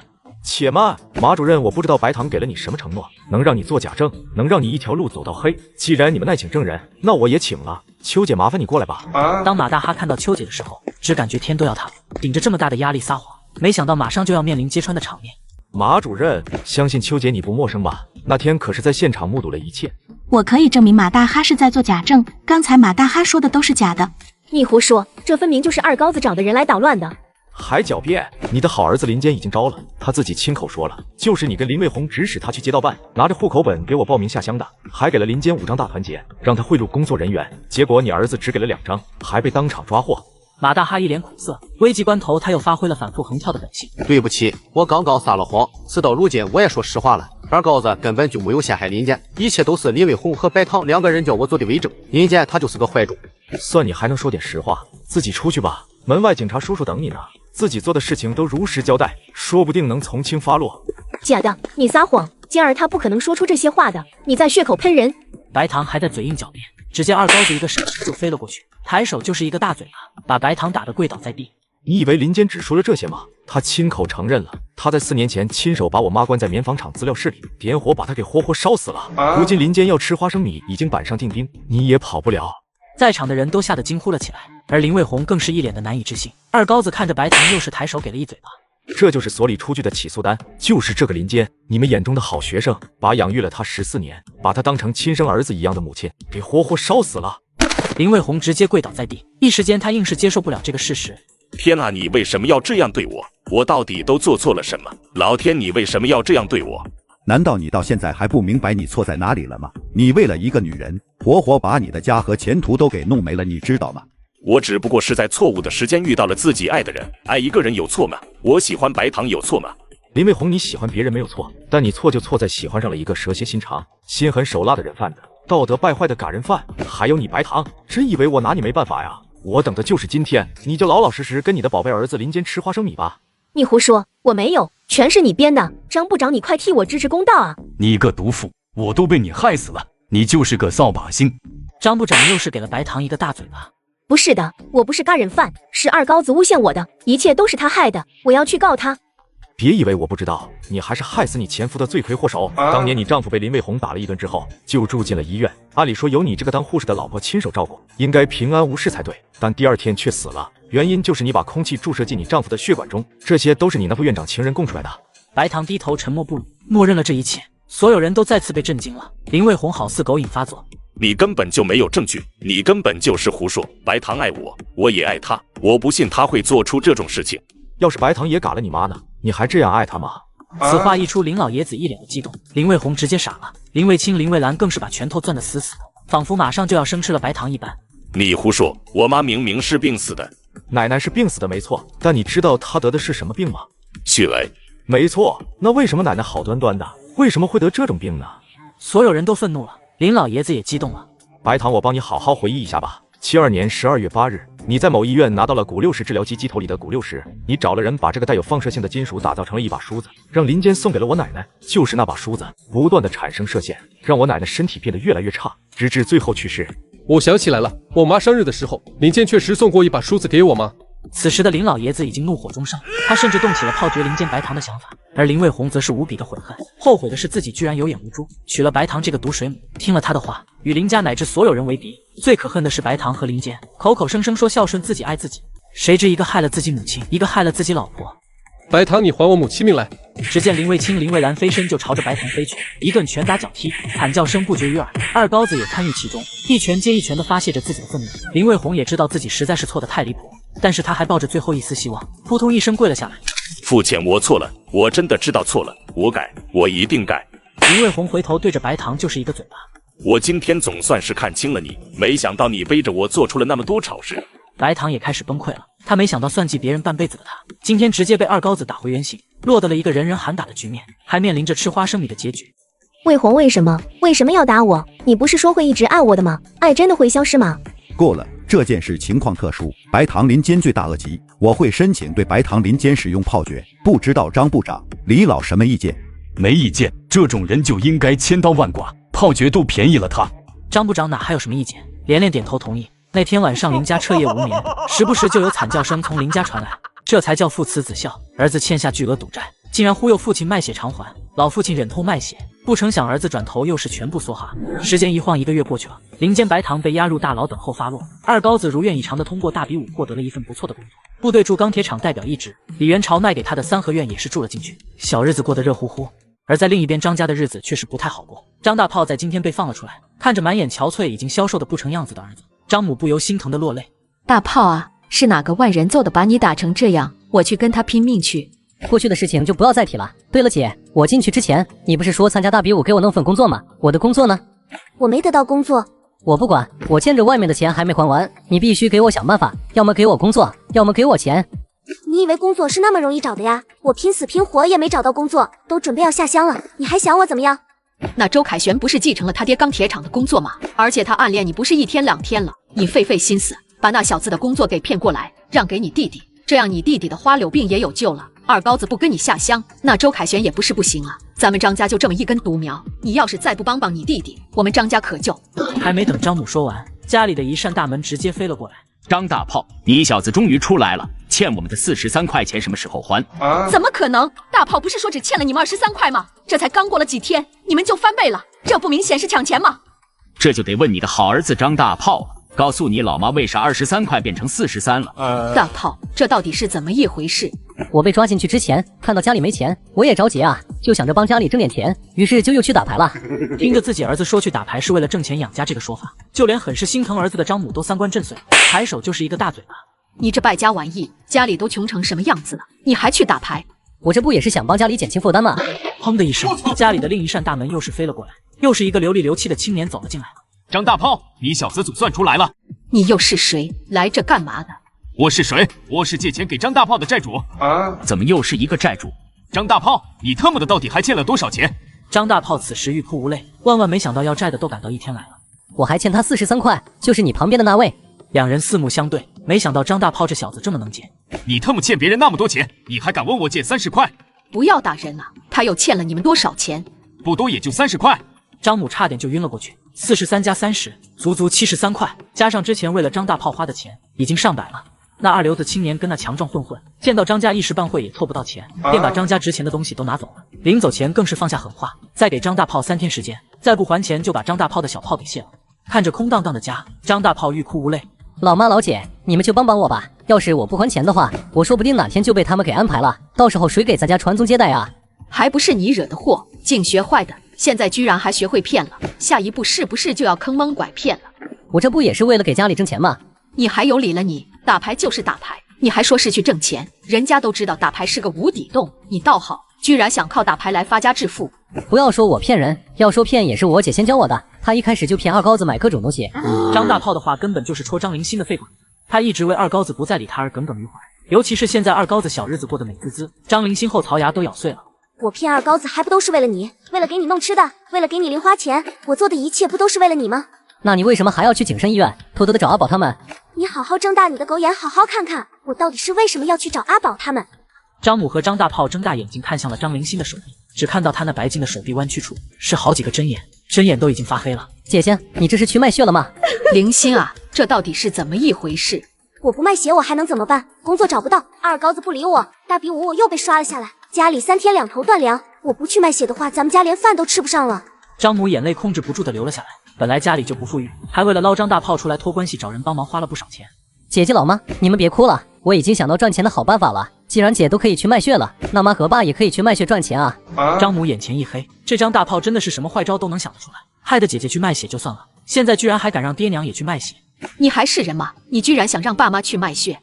我怎么就不是人了？你就说卖血是不是赚钱的路子吧？我和姐都是 O 型血，那爸妈你们肯定也是 O 型血，100毫升的 O 型血就是12块钱，你们2个每人卖400毫升，就是800毫升的血，那就是96块钱，足可以把我欠的债还清了。把钱还上，我就找个工作好好干，以后再也不碰牌了。听到张大炮说100毫升的 O 型血就有12块钱了，张母也心动了。如今这要债的都找上门了，当务之急是先把钱还上。行吧，等你爸回来后，我们再商量一下。晚上张大炮父亲张铁柱回来后，张母直接把他叫进了屋内，将今天发生的事情一五一十的告诉了他。你说什么？那混小子居然想让我们去卖血？当家的，你冷静点，咱们张家就这一个儿子，咱们不帮谁帮啊？大炮他欠了人家73块钱，债主今天都找上门了，咱俩人献上400毫升的血，大炮的账就能还上了，还能剩下点钱。张铁柱沉默了，如今老张家确实是没什么钱了，当初为了张大炮能够早点出来，张家可是花了不少钱。第二天张家人就出现在了景山医院，最终张铁柱迫于无奈还是同意了献血。卖血不会有什么问题吧？大炮我儿，老爸你就放心吧，卖血有益健康，不信你看看我姐献了那么多血，还是那么漂亮。张铁柱看着自己那面无血色的女儿沉默不语，一行人走进了医务室，经过检查，没想到的是只有张铁柱是 O 型血，而张母不是人家也不要，而张大炮更是个狠人，直接盯上了自己亲爹。老爸，我欠了人家73块钱，老妈的血人家不收，如果你只欠400毫升的话，人家只给48块钱，这还差25块钱呢。那你小子还想怎么样？不如你咬咬牙跺跺脚，直接限600毫升吧，这样就有72块钱。我这刚好有1块钱，正好就能把欠的钱还上了。抽那么多血，你爸不会有事吧？哎呀，老妈，你这担心纯多余了。我爸那铁打的身子，多限200问题不大，回家多喝2杯热水就没事了。所以老爸你就放心抽，我可是你亲儿子，你不信我还能信谁啊？您放心，钱还上之后，我再也不上牌桌了。张灵星此时还想说点什么，被张大炮一个凶狠的眼神给瞪了回去。如果我这次卖了血，你是不是真的就洗心革面，把赌债全还了，再也不打牌了？张大炮连连点头。于是张铁锤一咬牙，硬是把本该抽400毫升的血变成了抽600毫升。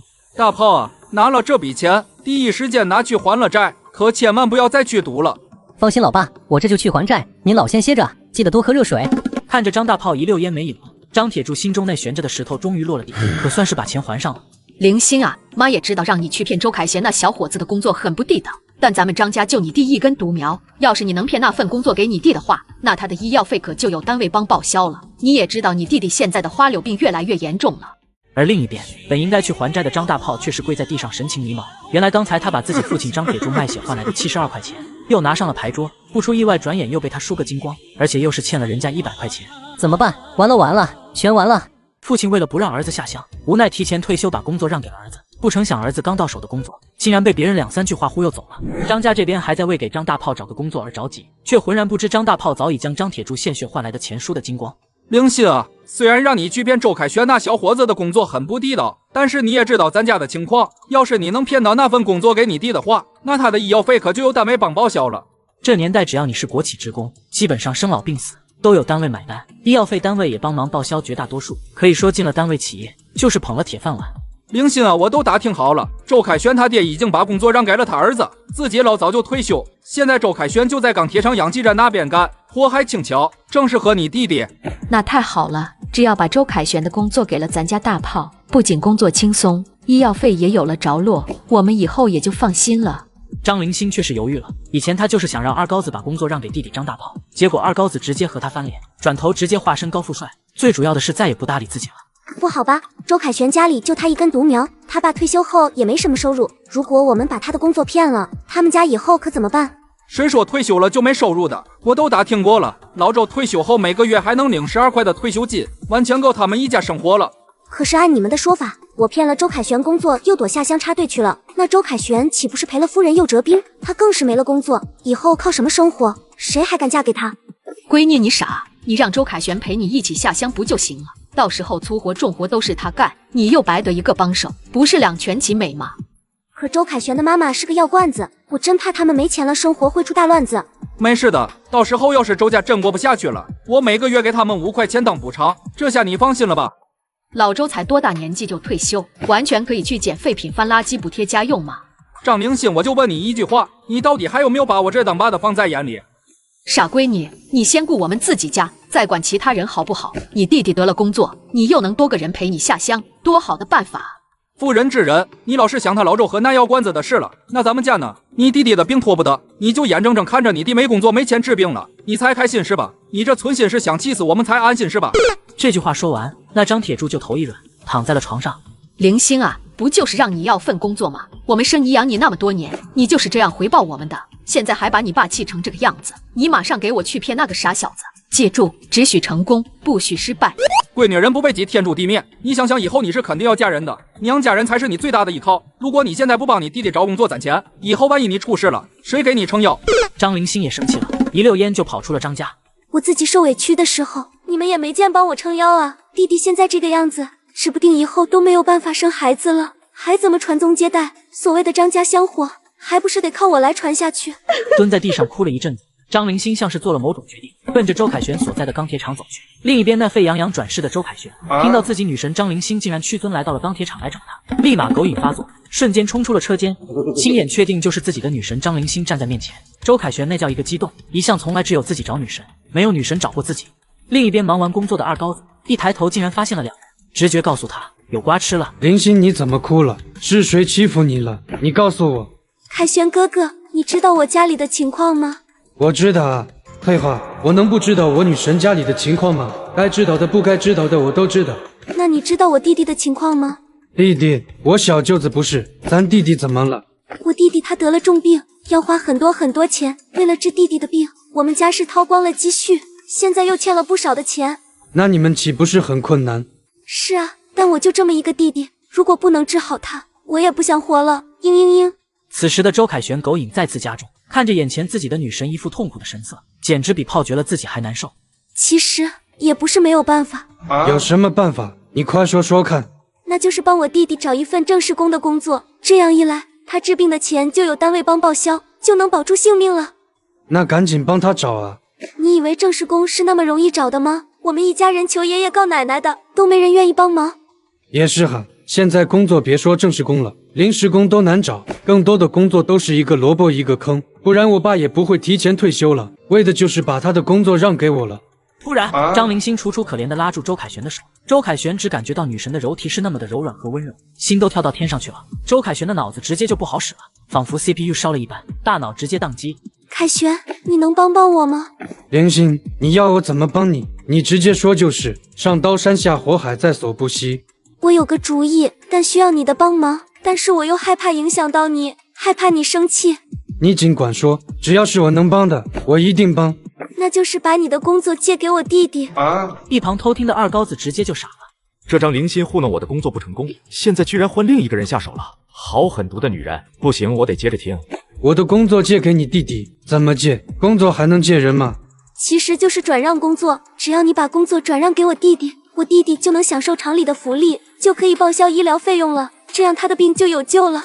此时周凯旋狗影突然消退大半，理智重新占领了智商高地。那不对啊，那我没了工作怎么办？我弟弟的病要长期进行治疗，没有个1-2年治不好。如果你能把工作借给我弟弟的话，我可以陪你一起下乡，我们还能一起互相照顾。等到我弟弟病好了，你再回来拿回自己的工作就可以了。那我没了工作，家里就没了工资收入，我们还要花钱买药治病呢。这个你放心，我们只是借你的工作帮我弟弟治病，不是为了那点工资，那些工资我弟只会拿5块生活费，剩下的钱全部给到你家里人。周凯旋那叫一个感动啊，就连在一旁偷听的二高子都忍不住要为张灵心的说辞点赞了。一个借字，而不是让字，让张灵心的说辞充满了人情味。没想到他还挺聪明，怪不得能把前世的我耍得团团转。狗影重新占领制高点，理智如同潮水般迅速消散。周凯旋开始对跟自己女神下乡的日子开始期待，仿佛那抱得美人归也就是水到渠成的事情了。这确实是个好主意。真的吗？凯旋哥哥，你对我和我家人真的是太好了，叔叔会同意吗？要不还是算了吧。你放心吧，我爸都把工作让给了我，现在就是我的工作，我想干啥就干啥。可是万一叔叔反对怎么办？这个不太好吧，万一叔叔气坏了身体。那我就偷偷的借，等生米煮成熟饭了，我爸妈也就无可奈何了。太好了，凯旋哥哥，你对我真好，没有了你的照顾，我都不知该怎么办。这些话让周凯旋感觉自己马上快要和女神手牵手，就快领证结婚步入婚姻的殿堂了。周凯旋此刻想要伸手去抱张灵心，而那张灵心却是后退了一步。凯旋，你不觉得我们之间太快了吗？不如等你先把工作借给我弟弟再说好不好？也是哈，都听你的。你放心，这就是我对你的考验，希望你不要让我失望哦。看着两人离开的背影，二高子不由得唏嘘不已。周凯旋啊，周凯旋啊，你爹提前退休就是为了把工作让给你，你可倒好，反手就送人了。你说我到底救不救你呢？报应有时候就是来得这么快，男人上一秒还在算计别人，不成想转眼自己一家率先就遭了殃。周凯旋同意将自己的工作让给张大炮后，张灵星直接一路小跑狂奔到了家里，告诉了家人。然而张家人并没有那么高兴，尤其是张铁柱。你为什么要答应每个月都给周家钱？难道不应该吗？现在工作花钱想买都买不到，更何况周凯旋的工作可是氧气站的轻松活，工资又高，他都答应把工作让给大炮了，你给人家点钱也没什么毛病吧？第一，工作都是借的，以后还是要还给他的。第二，有劳动就有回报，咱们家大炮虽然拿了他的工作，但付出了劳动，所以得到工资是理所当然的。就你会败家，大炮难道没有劳动付出吗？每个月还给他钱，大炮靠什么生活？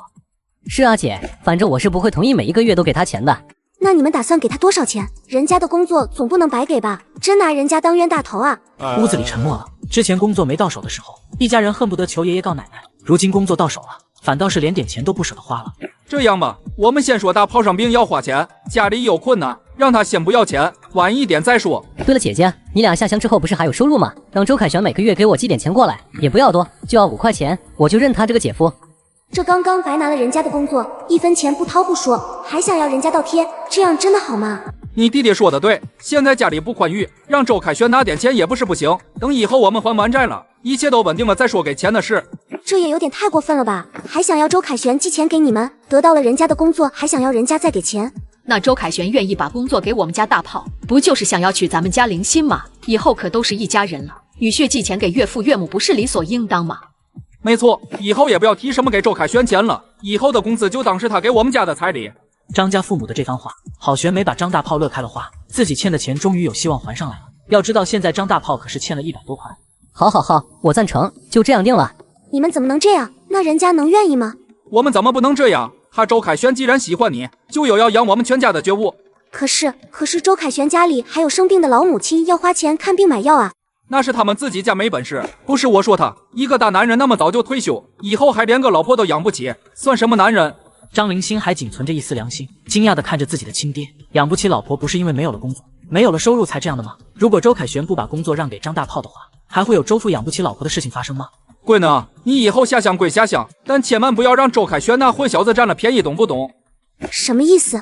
等我们家还了债，你弟弟也要结婚，到时候我再替你找一户好人家嫁过去，到时候彩礼钱也够你弟弟结婚用了，你也能回城了，是不是？这样真的好吗？人家都愿意把工作给弟弟，咱们还处心积虑的算计他，你们怎么能这样？败家玩意，还没和人家处对象呢，胳膊就往外拐了。我让你找其他人结婚是为了你好，难道你还想嫁一个下乡的没前途的知青吗？是啊，闺女啊，以后周凯旋就是一个家里没有正式工作，又有2个老人拖累的困难家庭了。我们张家可不能有这样的亲家，你说对吧？对啊，姐，最好找像二高子那样的，能帮我弄到进口药。我这病感觉越来越严重了。灵心，你赶紧让周凯旋把工作让给你弟弟，他周凯旋等得起，大炮的身体可等不及啊。贵呢，虽然我们这样做很不地道，但不是有句老话吗？人不为己，天诛地灭。你也是读了那么多书的人，这么浅薄的道理你都不懂吗？可是爸爸，周凯旋这样帮我们，可以说是我们一家的恩人了。我们这样算计他，这难道不是恩将仇报吗？真是个傻丫头，他周凯旋只不过是你牵的一条狗而已。对于狗，能给他一点残羹剩饭，让他给你摇尾巴，就是最好的报答了。难不成主人还要顾及狗的感受吗？以前你们也是这样说二高子的，你也说他是狗，也要我骗他的工作，结果二高子现在成为了那么优秀的人。主要还是那周凯旋笨啊，有哪个蠢蛋会像他那样把工作让出来的？你看二高子就不会吧？可是我心里过意不去啊，他家里那情况你又不是不知道，他又不是二高子，家里人多，他爹还是个小厂长，他爷爷还那么厉害。别再说周凯旋了，他之前只不过是一个普普通通的工人，以后没了工作就是烂泥。可是我真的不想这样做呀。灵心啊，你记住，你弟弟毕竟是咱们家的独苗，要是不这样做的话，以后你嫁了人可就没有娘家人撑腰了。在张铁柱的一阵劝说之后，张灵心内仅存的一丝良心彻底泯灭。为了以后将来，看来只能是委屈周凯旋了。希望他以后不要怪我吧，怪只怪他不能像二高子一样有本事吧。第二天一早，张家人正准备要吃饭，却是突然来了一群不速之客。你们还来干什么？只见上次出现的强壮混混居然又来了，张大炮则是一脸的紧张，满头大汗。完蛋了！要是老爸知道我没还钱，又去打牌了，我就完了。张大炮，你小子！张哥，什么风把你给吹来了？张铁柱看着眼前的混混，更是满脸的不高兴。你还来这干什么？我们这里不欢迎你。不欢迎没关系，把钱还我，我立马走人。什么钱？我们上次不是已经把钱还了吗？此话一出，那壮哥一脸懵逼，转头看向自己小弟张大炮，更是满头大汗，眼看就要露馅。二壮，是不是你小子收了钱？没有，我哪敢乱收钱？听见了吧？我们没有收到你们家的1分钱，如果今天拿不出钱来，我们就要你好看。放肆！我们明明已经让大炮拿钱还给你们了，你们还想赖账不成？张大炮，你说你什么时候还我钱了？张大炮此刻感受到所有人投来质疑、愤怒、不信任的目光，要是自己亲爹得知自己拿着他鲜血换来的钱打牌，估计能活活被气死。大炮，你说你到底有没有把钱还给人家？我没有。此言一出，张家人集体傻眼了，张母更是两眼一黑，张铁柱抬手就是一个嘴巴。爸，你别这样，我们先问清楚情况。大炮，你老实说，你到底拿那些钱干啥去了？那些可都是爸卖血得来的血汗钱啊！败家子，你到底把钱都弄到哪去了？你说不说？张铁柱发现了张大炮的不对劲，抬手就是一套小连招。张母依旧是心疼的不得了。当家的怎么样也不能打孩子啊，有事好好说。大炮，你把钱弄到哪去了？赶紧说啊！老妈，我不敢说，我怕我说了爸爸会打我。不会的，只要你老实承认错误，爸爸不会打你的。我拿钱去打牌了，我打你个不孝子！张母抡起巴掌就往张大炮脸上甩，张铁柱更是气血攻心，啪叽直接倒在了地上。当家的，你别吓唬我啊！别人的儿子都是来报恩的，而他的儿子则是来报仇的。亲爹前脚卖血只为儿子还债，儿子后脚拿到钱反手就挥霍一空，债主找上门后更是将老父亲气得半死。那张铁锤听到自己献血换来的钱又被儿子拿去输了个精光，气血攻心，直接倒在了地上。但是不出2秒又是从地上弹了起来，抬手又是给了张大炮一个嘴巴。老爸，求求你别打了，我知道错了。活了是吧？那我的钱到底什么时候能还？您看能不能再宽限我3天，我们再想想办法。3天又3天，你知道这3天我怎么过的吗？今天再不还钱，我就当着你们的面把张大炮的小炮卸下来。那大壮似乎有备而来，直接掏出了一把寒光闪闪的小镰刀，看得老张家冷汗直流。不要啊！我知道怎么弄钱了，今天就能还给你吗？你最好不要骗我，我的忍耐是有限的，要是再还不上来，我可是真谢。凌星啊，家里只能靠你了，你快点去借钱救救你弟弟吧。我怎么不知道我自己能弄得到钱来救弟弟？糊涂啊你没有钱，周凯旋家里没有吗？这时候只有你才能借得到钱了。对，周凯旋他一定会借钱给你的，你快去借啊！既然大家都说你能弄到钱，那你就赶紧去借，50块钱少1分我都不愿意。你骗人，明明只欠了你们43块钱，你怎么就涨到50了？这么多天过去，我们不收点利息啊？你不要给我哇哇叫，再犟嘴我可就开谢了。灵犀啊，还不赶紧去借50块钱回来还给人家！张凌星连忙往屋外跑去，他此刻心中满是焦急，看来只好让周凯旋帮自己了。相信他家里肯定是有积蓄的。凌星，你怎么来了？看着突然出现在眼前的张凌星，周凯旋又是狗瘾发作 ，CPU 冒烟。凯旋，能不能借我50块钱？要50块钱干什么？这可不是小数目啊！周凯旋刚刚顶自己父亲的班，一切都要从头开始算工龄，因此每个月工资也就20块钱。你也知道我弟弟的身体情况，现在他犯病了，需要去医院看病，医生说要交50块钱的费用，家里实在是掏不出来了。凌星，你先别急，我这就回家给你拿钱。周凯旋一溜烟就消失在张凌星的视野中，不出一会满头大汗的他就回来了。凌星，这是50，你赶紧拿着给咱弟弟治病去吧，回头什么时候方便，我就把我的工作借给大炮吧，这样一来厂里也能帮报销医药费了。谢谢你凯旋，你真是个好人，没有你我真就不知道怎么办了。回到家的张凌星却是发现家里又是多了一伙人。当张凌星把40块钱递给大壮的时候，那二流子却是不高兴了。怎么个事？张大炮是先借我们的钱，怎么说还钱也讲究个先来后到吧？我们先来的，要怪只能怪你们来迟一步。哟哈，我看你真是不知道我的拳脚功夫啊！我告诉你，我师傅可是5连鞭传人。双方顿时开始剑拔弩张，但是那二流子看到大壮不经意露出的小镰刀还是露怯了，最终那50块还是让了出去。张大炮，3天后我来拿钱，要是你小子再不还，我也卸你的炮。送走那二流子后，张家人看着狼藉一片的家里，不住的唉声叹气。好好的一个家，因为张大炮学会了打牌，变得乌烟瘴气。周凯旋答应说，后天就把他的工作让给弟弟。谢谢姐，谢谢姐，我就知道你对我是最好的。张大炮，拿到工作你必须给我好好干，要不然你都对不起你姐。还有就是不要再去打牌了，要不然我也卸你一个炮，听到没有？知道了，爸爸。但是那二流子的钱怎么办啊？明天我去献血，先把这钱给你还上，你以后再也别去打牌了。这是我最后一次给你收拾烂摊子，要是再有下次，我宁愿不要抱孙子，也得把你撵出家门。听着老爹的话，那猪油萌新的张大炮竟然清醒了几分。好好的一个家，就因为他喜欢打牌，逐渐变得支离破碎。与张家重新安静下来不同的是，周凯旋家里马上就要闹翻天。老爸老妈，我决定把我的工作借给张凌星的弟弟，我跟着凌星一起下乡。你小子脑子被驴踢了吗？你放着那铁饭碗不要，非得跟着那女人下乡。周凯旋就把张凌星说的一套说辞给拿了出来，什么只要把工作借给了张大炮，自己还能每月拿钱，还能跟张凌星一起下乡，以后就是人财两得之类的话。但这样拙劣的借口，也就周凯旋这样的舔狗才能自己骗自己，骗不了周父周母。混账！我不同意你把你的工作让给张家的儿子，他们家就是骗你的。老爸，我这不是让，师姐，人家会把工作还给我的。你说还他就还啊？你是不是傻啊？到手的东西会还回来吗？工作到了手，他还管你是谁？怎么不会？更何况如果以后我娶了张凌星，那张大炮就是我小舅子，不都是一家人了吗？他张凌星答应嫁给你了吗？你就当人家是你小舅子。你放着大好的炼钢厂养气站工作不干，偏偏想要下乡，你脑子是不是有问题？爸妈，我相信我跟凌星会日久生情的。凌星她是个善解人意的好女孩，她是爱我的，我相信她会嫁给我的。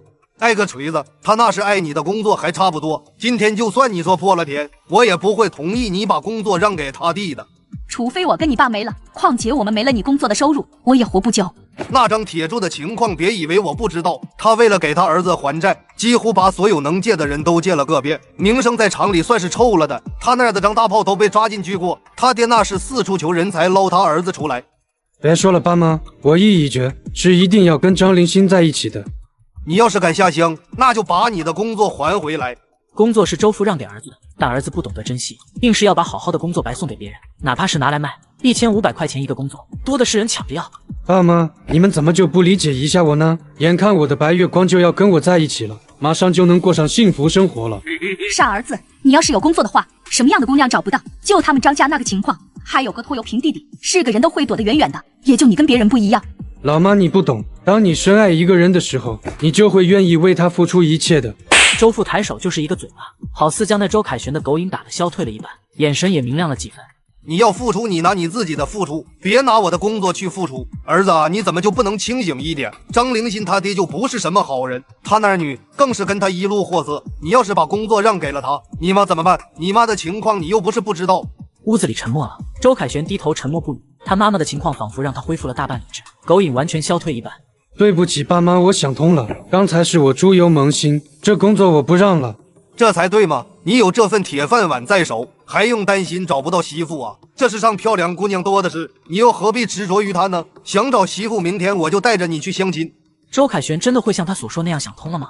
打脸来的就是这么快，上一秒他还在口出狂言嚣张至极，下一秒就跪在地上唱起了征服，只为祈求别人的原谅。自从那白糖被抓走以后，那林卫红厂长的身份被林老爷子直接降成了技术员，家庭地位直线下降，林家也发生了巨大的变化。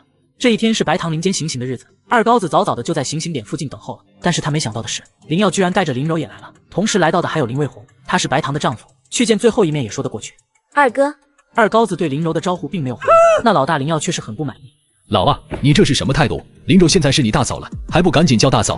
一句话直接给二高子 CPU 烧冒烟了。这几天不见，好端端的你的妹妹怎么就变成了你的老婆？还要我叫她大嫂？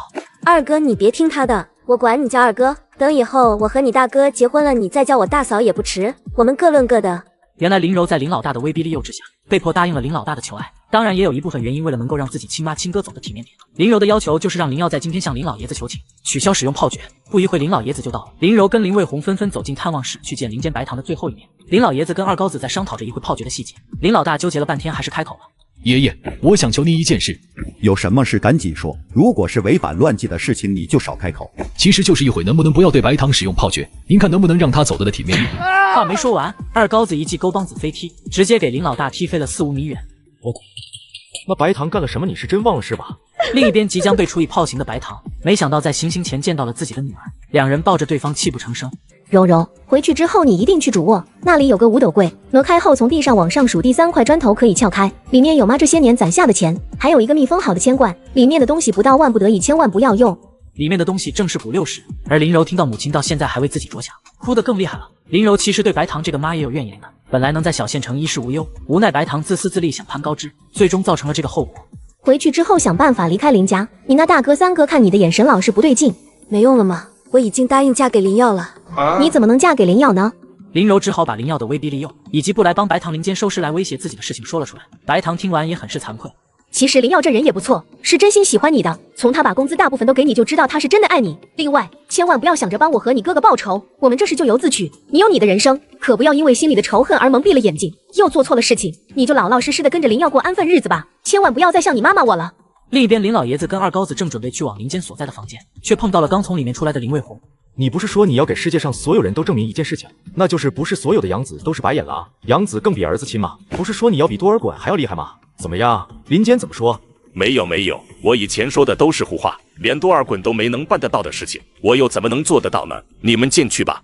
屋子里一脸伤痕的林间神情落寞，前不久还风风光光，如今直接被打回了原形。一抬头竟然看到了二高子，林间瞬间就疯狂了。二高子，为什么你要出现？为什么你不去嘎？我恨不得亲手结果了你。可惜啊，你嘎不了我，反而我们可以亲手了结了你，开心吧？林间落得如今这步田地，你后悔吗？后悔？我为什么要后悔？我干的每一件事我都不后悔，他们都活该。你这样的混蛋，死到临头还死不悔改，你就不怕死后下地狱，被下油锅，被千刀万剐吗？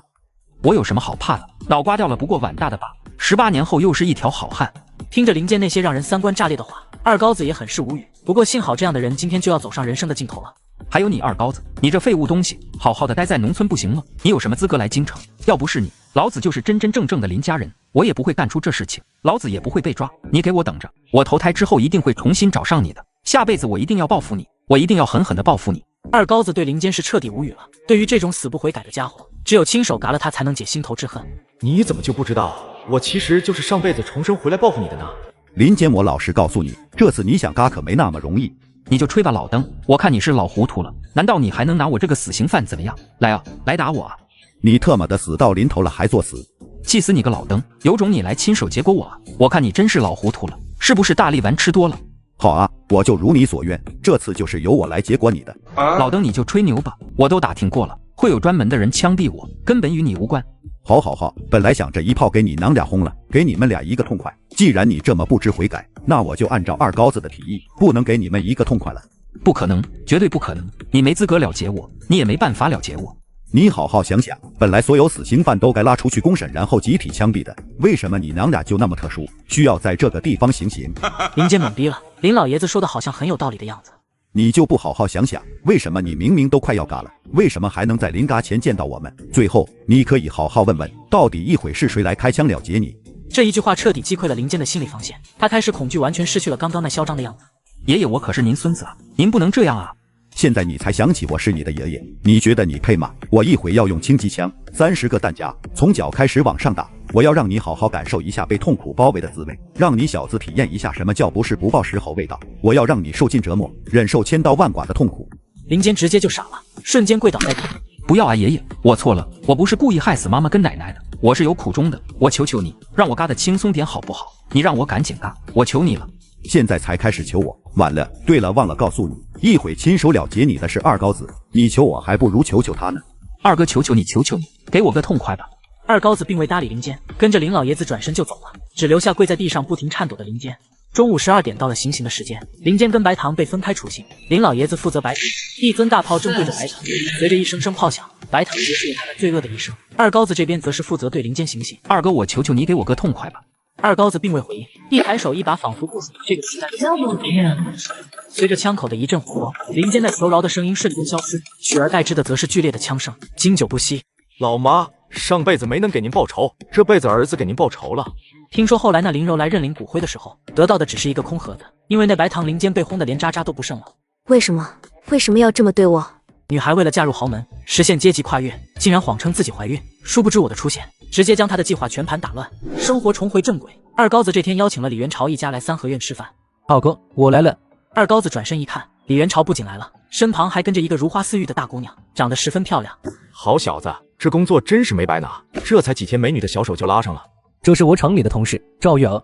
李元朝这个3代到了京城纺织厂，那是凤凰落进了鸡群里，无数的女人都对李元朝这个家世显赫的青年才俊心动不已，当然包括这个赵月娥。她之所以杀出重围，则是用上了一些小心机，现在更是假怀孕，想迫使李元朝跟她尽快结婚。李元朝也发愁什么时候将这事告诉家里人合适。月娥，这是我的救命恩人二高子，二哥。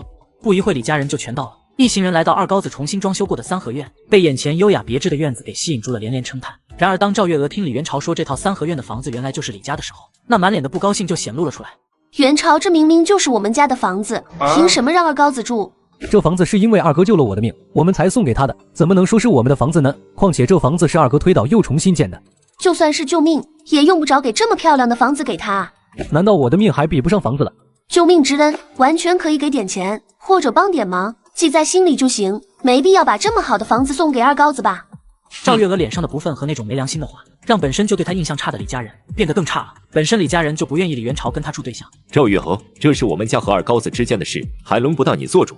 就是我们想怎么送就怎么送，关你什么事？怎么就不关我的事了？我就要住像这么好的房子，反正元朝要是想跟我结婚的话，就必须要有像这样的一套院子。他已经完全把自己当成了李家的女主人了，李家人更是满脸的不高兴，无奈李元朝不知道哪根筋搭错了，还就喜欢他。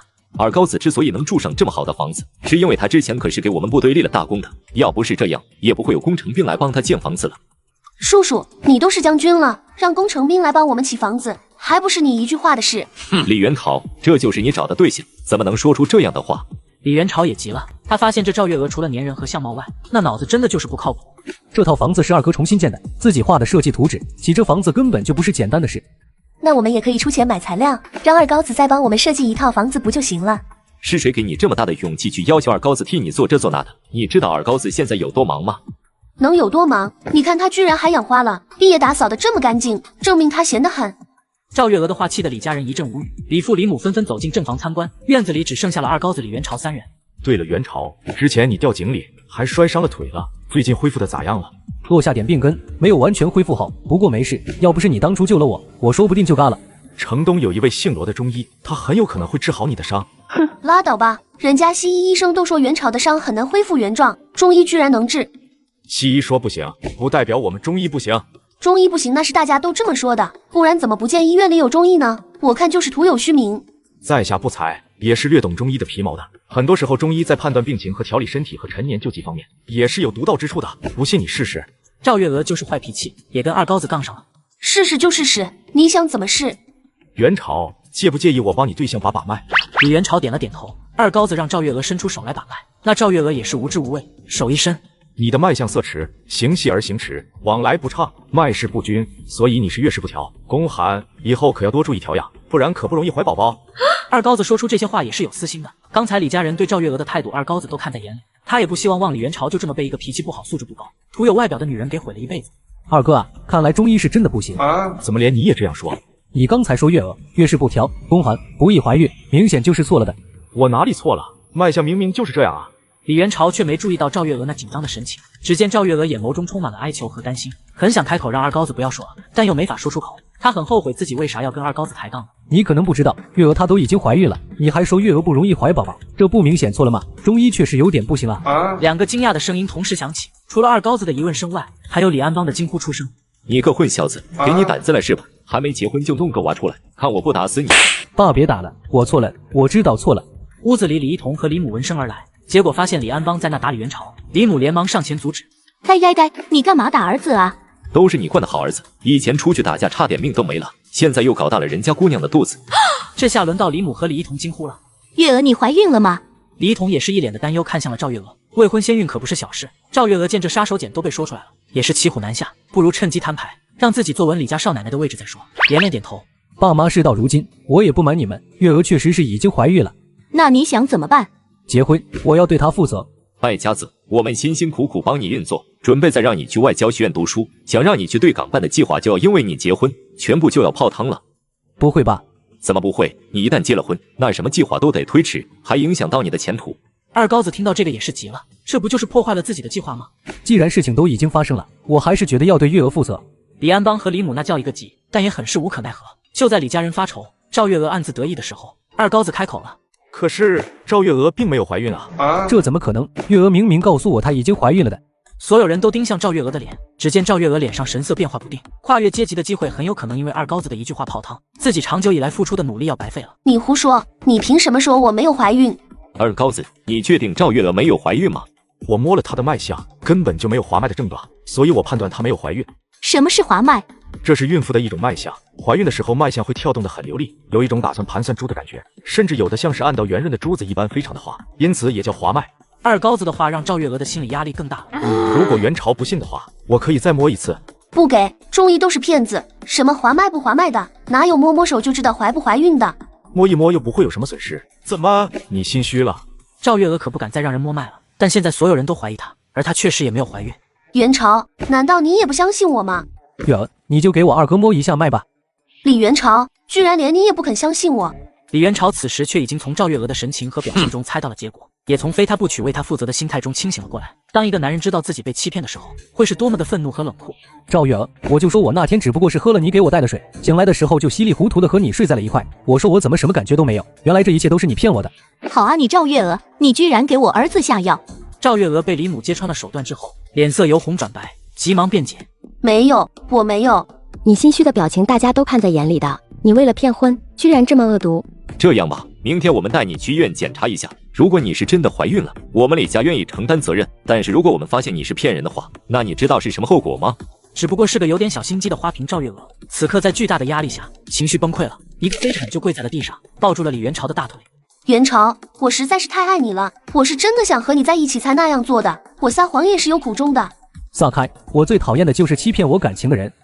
李元朝转身就要走，赵月娥哪里肯放过，自己好不容易绑上了这个三代，好不容易有了跨越阶层改变命运的机会，只差那么一点点就能和李元朝结婚了，却因为二高子的一句话功亏一篑。赵月娥，从今天起，你我桥归桥，路归路，以后别再来纠缠我。元朝，难道你就这么狠心抛下我？我是你女朋友啊！用假怀孕欺骗得来的感情，你觉得是真的吗？李元朝陪着他转身就跑了。赵月娥看着李元朝那决绝又无情离去的背影，是那么的伤心和无助，转头用怨毒的眼神看向了二高子。都是你害的，我跟你没完。大姐是你目的不纯，假怀孕骗人在先好不好？我骗人怎么了？我爱李元朝啊，我只想嫁给他，有错吗？对，你骗婚，你假怀孕，你给人下药，你够无耻，你没错，这样总行了吧？真恶心。李母也是叹气，现在的小女生为了嫁个好人家，什么事都做得出来。不好意思啊，二高子，让你见笑了，那我们就先走了，改天再让元朝过来谢谢你。哎，你们能不能把他也带走？赵月娥撒泼打滚不肯妥，最后还是李一桐和李母两个女的架着她离开。为了得到一个男的，为了更好的权位和生活，为了实现自己的阶层跃迁，这都不要脸了，真可怕。不过我这样做到底是对还是错呢？男人为了爱情，不惜把自己的工作让给别人，只为跟着白月光下乡当知青。殊不知这一切都是为他做的局，他还深陷其中不能自拔。炼钢厂门口，周凯旋看着眼前的张灵星，原本定好的今天周凯旋让出工作，但是发生了一点小插曲。不就是让你们家写一个保证书吗？这么简单的事都不行？保证书？你居然让我们写保证书？你这根本就是不信任我们家。我也没办法啊，我爸怕你们要了我的工作后，万一以后不还给我怎么办？虽然狗瘾发作的周凯旋没有智商可言，但是他爹的话还是让他清醒了一点点，但也仅限一点点。他打算以他爹的名义要求张家签一个保证书，按时归还工作，而且每月必须给到周家15块。毕竟要是工作真没了，那周家也就完蛋了。我看你们周家就是瞧不起人，我们张家会是那种借了不还的小人吗？莲心啊，我都愿意把工作让给你弟了，还愿意陪你下乡，你还想我怎么样？不就是签一个保证书吗？我的要求就是这么简单。你以为你借工作给我弟你就很伟大吗？他只不过是想让厂里给他报销医药费而已，而且每个月他还要辛辛苦苦的打工，把工资给到你们家，你们家是占便宜了，你知道吗？我爸妈也担心张大炮拿了工作后不给他们钱了，要知道我妈妈的病也需要钱看病，他们不是想保险起见吗？凯旋，如果你是相信我的话，你就不该那样子要求我们写那些东西。可是我爸妈也是为了我好啊，他们没了收入，以后也没有保障，我还跟你下了乡，万一我爸妈需要用钱。你别想那么多，你只需要相信你自己的眼光，你自己的判断。再说了，我们张家是那种自私自利、见利忘义的人吗？可是我爸妈一定要看到保证书，才肯答应我陪你下乡啊。张灵星看得出来周凯旋是铁了心要自己签上保证书，心中的算盘又开始敲了起来，顿时记上心头。行，我签还不行吗？待会签的时候，只要不是我平时的自己不就行了？周凯旋啊，我这也是迫于无奈，凯旋哥哥可千万不要生气啊！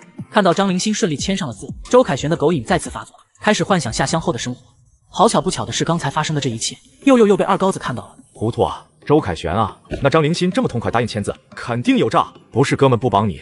如果我现在当面制止这一切，你不但不会感激我，说不定还会埋怨我。为了能让你彻彻底底看清这张家人的嘴脸，你就先忍耐一下吧。二高子一路小跑来到了炼钢厂厂长办公室，找到了自己三叔林蔚蓝，将周凯旋的事情一五一十的讲了出来。混账，怎么会有这么狠毒的人了？那老周我也是见过的，工作很是勤恳的一个人，没想到生出了这么一个楚儿子。所以说三叔，就麻烦你这边让人事科的人演一下戏，让他们偷鸡不成蚀把米，赔了夫人又折兵。那行吧，我一会就安排一下。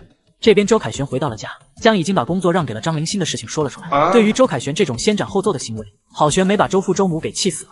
败家子，你真是要气死我跟你妈才高兴是吧？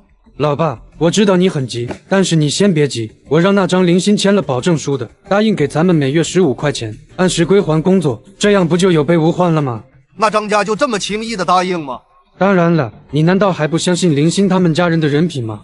我是不信的。要知道张铁柱这家伙是出了名的老油条，生出来的女儿儿子我就不信会这么老实。爸，你多虑了，灵心那么善良，我相信她这样的好女人，她的家人也不会差。周父拿着那保证书左看右看，还是一脸的不放心。你确定这是张灵心亲自签的字吗？必须的，我看着他写的。老爸，我知道我这先斩后奏很不好，但是为了您儿子的幸福，你就原谅我这一回吧。你真的不再考虑一下留在京城？毕竟当炼钢厂的工人，什么样的女孩子找不到，何必下乡去陪张灵心吃苦？老爸，你就让我为爱情勇敢一回吧。我只希望你不要骗我，更不要骗自己。毕竟有些事情一旦错了，就后悔都来不及了。你就放心吧，我相信我眼光，我更相信灵心的人品和他的家人，我一定会和他在乡下过上幸福的二人世界的，争取早日让您抱上大胖孙子。狗瘾再次发作的周凯旋已经开始幻想自己跟张灵心领证结婚的场景了，仿佛那一天真的就要来临。第二天，周父陪着周凯旋张铁柱带着张大炮和张灵星一起来到了红星炼钢厂的人事科。铁柱啊，我们也是多年的老同事了。周凯旋是我唯一的儿子，这工作也是我们家唯一的收入来源。我在最后问你一句话，保证书上的内容你不反悔吧？放心吧，老周，我们张家祖训就是实实在在做人，脚踏实地做事，不会随便蒙人的。周叔叔您放心，我张大炮是出了名的实在人，我姐夫的工作我一定会好好珍惜的。周父看着这俩人夸张的表现，心里更是没底了。不过好在还有那保证书。你就放心吧，老爸，我相信他们的人品，更何况林星都要和我在一块了。张灵星的脸色有点不自然，但还是点了点头。小张，你什么时候和我们家凯旋结婚？周叔叔，我和凯旋年纪还小，我想和他再相处一段时间，正好利用下乡的这段时间好好磨合，到时候水到渠成了，自然会结婚的。老周，你也太心急了，年轻人有年轻人的想法，你呀就别操心那么多了。哎呀爸，现在谈结婚还早呢，我相信林星一定会嫁给我的，对不对？张灵星脸色尴尬的点了点头，他就没想过嫁给周凯旋，只想下乡回来后发一张好人卡。而张铁柱更是准备给自己闺女找一个有钱有权的人，这样儿子张大炮的彩礼钱也就有着落了。到时候谁还搭理周家的院主？一行人来到人事科内，那科长看着工作移交申请直皱眉。老周啊，这是你儿子的意思，还是你的意思？周科长，不用问了，这是我也同意的。行吧，既然都同意了，那你们相关的手续都办好了吧？周凯旋连连点头，科长可是清楚地记得早上林厂长说的话：第一，配合办理工作移交前期手续；第二，严格考察有无犯罪记录；第三，考察期适当延长；第四，工作态度、生活作风的审核；第五，关于适当的相关审查。所有的考察通过，才能成为正式工人。想到这，他拿出了申请材料表。张大炮是吧？仔细的填写这张表，千万不要填错，如果资料不实，后果可是很严重的。半晌过后，填表登记完成，张大炮半只脚踏进了钢厂。张家人一脸高兴，周父则是满脸的愁容。凯旋哥哥，事不宜迟，不如我们现在就去街道办登记报名下乡吧。凯旋啊，你看你的工作大炮还不熟悉，这几天你还是先教一下大炮怎么工作吧，教好了你也好安心下乡不是？就这样之后的几天，周凯旋带着张大炮熟悉工作。虽然名为熟悉工作，但是那张大炮生性懒散，能偷懒就偷懒，基本都是周大院长在干活。氧气站站长都看在眼里，并没有出面阻止，因为他也知道考核的新规则。在此之间，张灵星跟张铁柱又是献了几次血，把张大炮欠的钱还了个差不多。但是闲不住的张大炮又是忽悠了周凯旋的钱，又去打牌了，又输了个精光，又欠了60块。不过他丝毫不在意，老子可是有工作的人，这点小钱洒水了。别人求之不得的铁饭碗，却被他反手送给女神的弟弟。本以为能得到美好爱情的他，却遭到了当头一棒。凯旋，爸只问你一句话，那份承诺书是真的还是假的？当然真的了，我亲眼看着林星签的字，你问这个干什么？干什么？厂子里昨天就已经发工资了，难道你不知道？知道啊。那为什么张大炮没有把钱给到我们？可能是他要过2天再给我们吧，先等等吧。你到了现在还在撒谎，你到底要骗我们骗到什么时候？这承诺书是不是假的？张父拿出承诺书摔在了地上，周凯旋懵逼了，周母也闻声赶来，不知所措地看向众人。我可是都打听到了，这个月工作全是你干的，那张大炮每天只是去点个某签个到，然后就去完了。我寻思着家里的钱花的差不多了，你妈也要看病吃药，今个我就去找张铁柱那混蛋讨要工钱。你猜他说什么了？他说什么了？那混蛋说他们家根本就没有签过什么承诺书。凯旋，这到底是怎么一回事？你告诉妈妈这是怎么回事？老爸，或许张家只是一时缺钱，所以想缓一缓，以后再给我们钱呢。周凯旋一句话没有说完，那边周府直接倒在了地上。你还愣着干什么？还不赶紧把你爸背去医院？周凯旋不敢干了，赶紧把周府背去了医院。医院医生一阵抢救，总算是把周父给抢救了回来。但是等到医院催周凯旋交钱的时候，周凯旋一摸口袋，自己哪里还有钱？老妈，你那还有钱吗？我给爸交医药费。我哪里还有钱？我的药都已经停了好几天了，我都指望着你能拿钱回家呢。我们家不是还有积蓄的吗？这都什么时候了，还不快拿出来？积蓄？你还好意思找我们要积蓄？你之前偷偷摸摸给那小妮子拿钱，真以为我跟你爸不知道啊？周凯旋这才想起来，自己确实拿了很多次钱，什么买准备下乡的东西，什么给张大炮那小子打针，来来回回花了不少钱。周凯旋羞愧难当。不行，我去找张家要钱去。不一会，周凯旋就到了张家门口，正犹豫到底该不该砸门的时候，张大炮确实来了。是姐夫啊，你咋来了？一句姐夫的称呼，让周凯旋的狗瘾再次蠢蠢欲动。正当狗瘾就要发作的时候，张大炮的一句话直接让周凯旋清醒了。姐夫，你身上有没有钱？能不能借一点给我？我是过来要钱的，怎么这小子上来就还想问我借钱呢？厂里昨天才发了工资，你的钱呢？高温补贴和各种中秋慰问，这个月能拿不少。还有，你不是答应说每个月发工资了，就会把钱给到我爸妈的吗？你怎么没把钱给我爸？这下轮到张大炮震惊了。这周凯旋不借钱给我就算了，居然会追着我要钱，又放不清自己的位置了。姐夫，你刚刚是没听清楚吗？我都问你借钱了，你怎么还问我要钱啊？你昨天不是才领的工资吗？到了今天怎么钱就没了？张大炮怎么能说自己昨天领了钱之后就去玩了个通宵，不仅又输了个精光，还又欠了20块钱？姐夫，你是不知道，其实我的钱全拿来看病了。你上周不是刚去了医院吗？你的医药费还是我帮你掏的。姐夫，你有所不知，我的病最好打针，而且都是进口针，那进口针普通人可买不到，我得另外给钱才能打的。可是我也没钱了，你还问我要钱？我爸妈今天还问我领的工资哪去了，我还指望你能借点给我应应急吗？不行，我爸现在住院了，我急着要用钱给我爸交医药费，我找你爹要钱去。周凯旋抬腿就要往张家进，那张大炮哪能让他进去呢？你这是干什么？好好的你找我爸干什么？那你倒是给我钱啊！说这么多干嘛呢？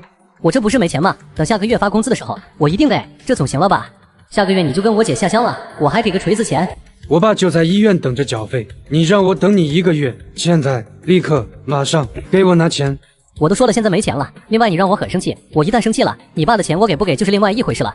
周凯旋开始后悔自己为什么会轻易听信张大炮的话，把工作借给他了。张凌星，你给我出来！张凌星最近一直在准备下乡的东西，因为家里没钱，很多物资他都是靠周凯旋出钱买的。周凯旋，你怎么来了？你可是跟我说好的，张大炮每个月只要一领工资，就给我爸妈15块钱生活费，这话还算不算了？完了，会不会是大炮一点钱没给啊？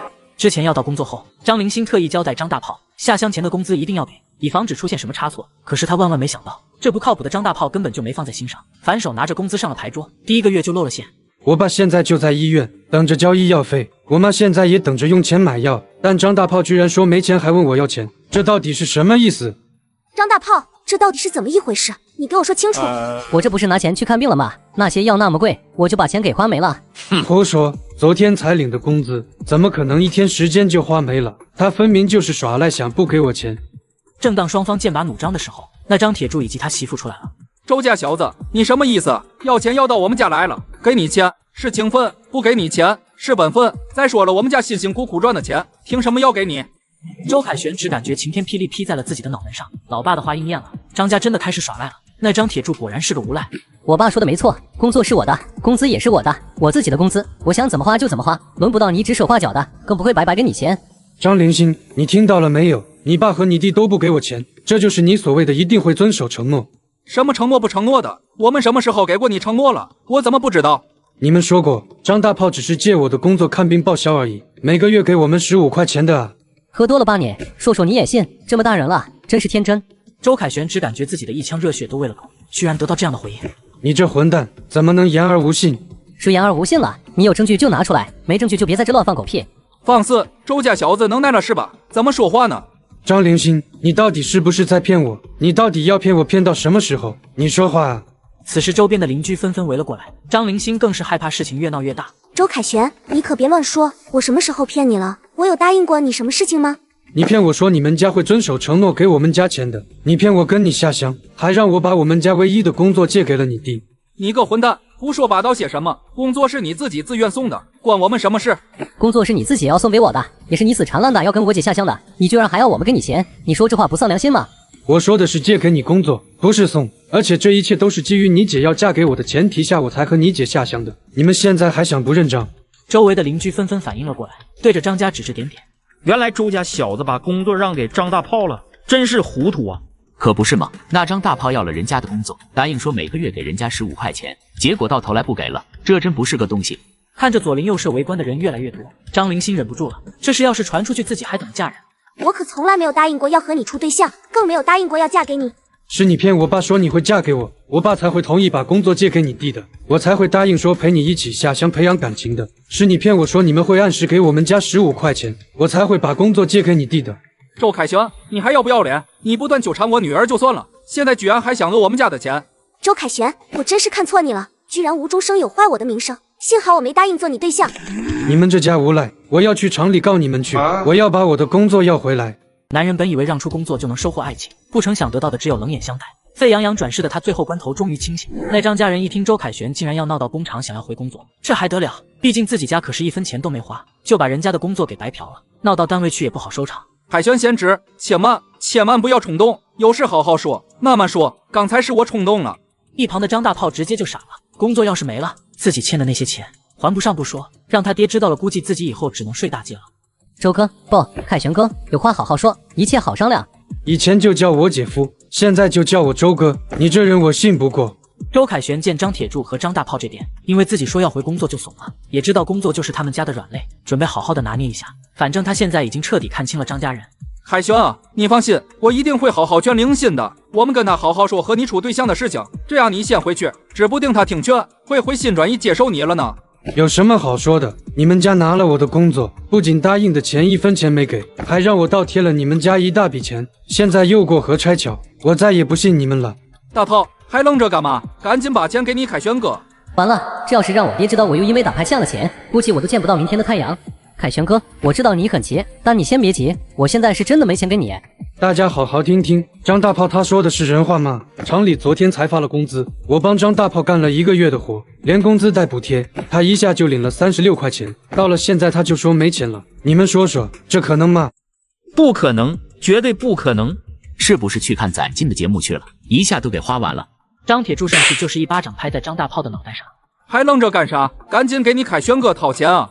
老爸，我现在是真没钱。混小子，你拿钱干嘛去了？张大炮说他昨天去看病去了，花了足足36块钱打针，而且我上星期才带着他去协和医院看病，花了我足足200块钱。姐夫，你别说了，求求你别说了。凯旋，有什么事我们别在外面说，咱们先进屋好不好？我告诉你张灵心，你不用给我装可怜，金哥要是不给我钱，我就把你们家的丑事都给说出来。大炮，你到底把钱都拿去了，还不赶紧给人家？张大炮低头沉默不语。张铁柱想到张大炮每次犯错都是这个死处，心中瞬间涌现一个不祥的预感。臭小子，你是不是又去打牌了？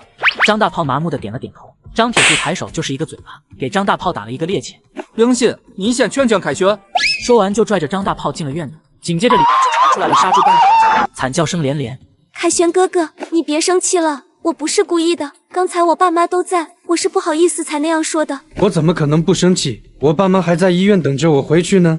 张灵心也是急了，因为2人都已经报名了下乡，下了乡之后人多眼杂，他肯定还需要周凯旋保护着他，帮他干活，眼看就要出发了。张大炮却是闹出了这档子事，这要是自己一个人下了乡，这还得了？本来好好的计划都被张大炮给硬生生搅和黄了。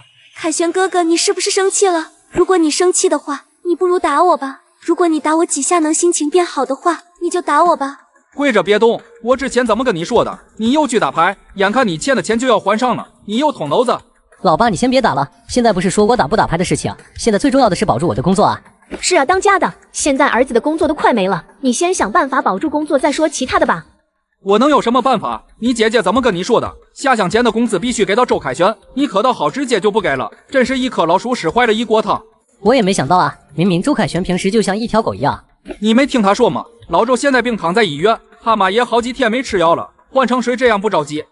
老爸，要不这样，我们先答应让姐和周凯旋处对象，用这件事要求他把我们欠他的钱一笔勾销，然后还要他们家出200块钱的补助。他们能拿出200块吗？老妈，你糊涂了吧？他不是让我们每个月给他加15块钱吗？从这里面扣不就行了？如此一来，我们就不用给他们加钱了。到时候儿子做我了氧气站这份工作，哪怕我们再也不给周家钱，他们也没有办法了。计划敲定，不一会3人又回到了门外。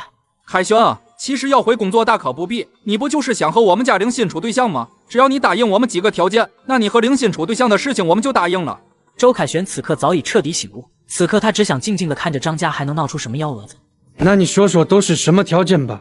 首先，你们处对象可以，但你没和我姐结婚前，绝对不能有任何动手动脚的行为出现。然后就是你得先给我们家200块钱的改口费。什么叫改口费？改口费就是以后我们改了对你的称呼，还有咱们家灵信改了对你爸妈的称呼的钱。你家改口费都比彩礼贵了。就是，我那时候娶媳妇也就花了10块钱，你这改口费就200了。可不是吗？这改口费还只是改口，那还有什么其他费用还不知道呢？凯旋啊，其实现在你没钱没关系的，你不是要我们家每个月给你15块钱吗？这改口费就从那15块钱里面扣就行了。这老登果然没憋什么好屁，我看你还能整出什么幺蛾子。你的意思是，如果我答应了这个条件，你们家就不给我们家钱了吗？姐夫，你真聪明。好，那你们还想要什么条件？一次性说出来。我们还要彩礼钱200块，改口费200，下车费30，进门礼30，倒茶礼30，还有3转1响，48条腿，最后办酒席的钱你们出。这钱加起来居然要490块钱，加上那3转1响就上千了。这张家也太狮子大开口了吧？他女儿是镶金边的。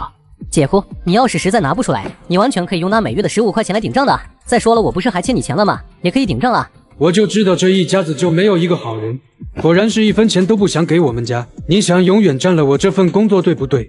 张铁柱直接就急了，自己这傻儿子又要把事情搅和黄了。凯旋，你别生气，我们不是这个意思。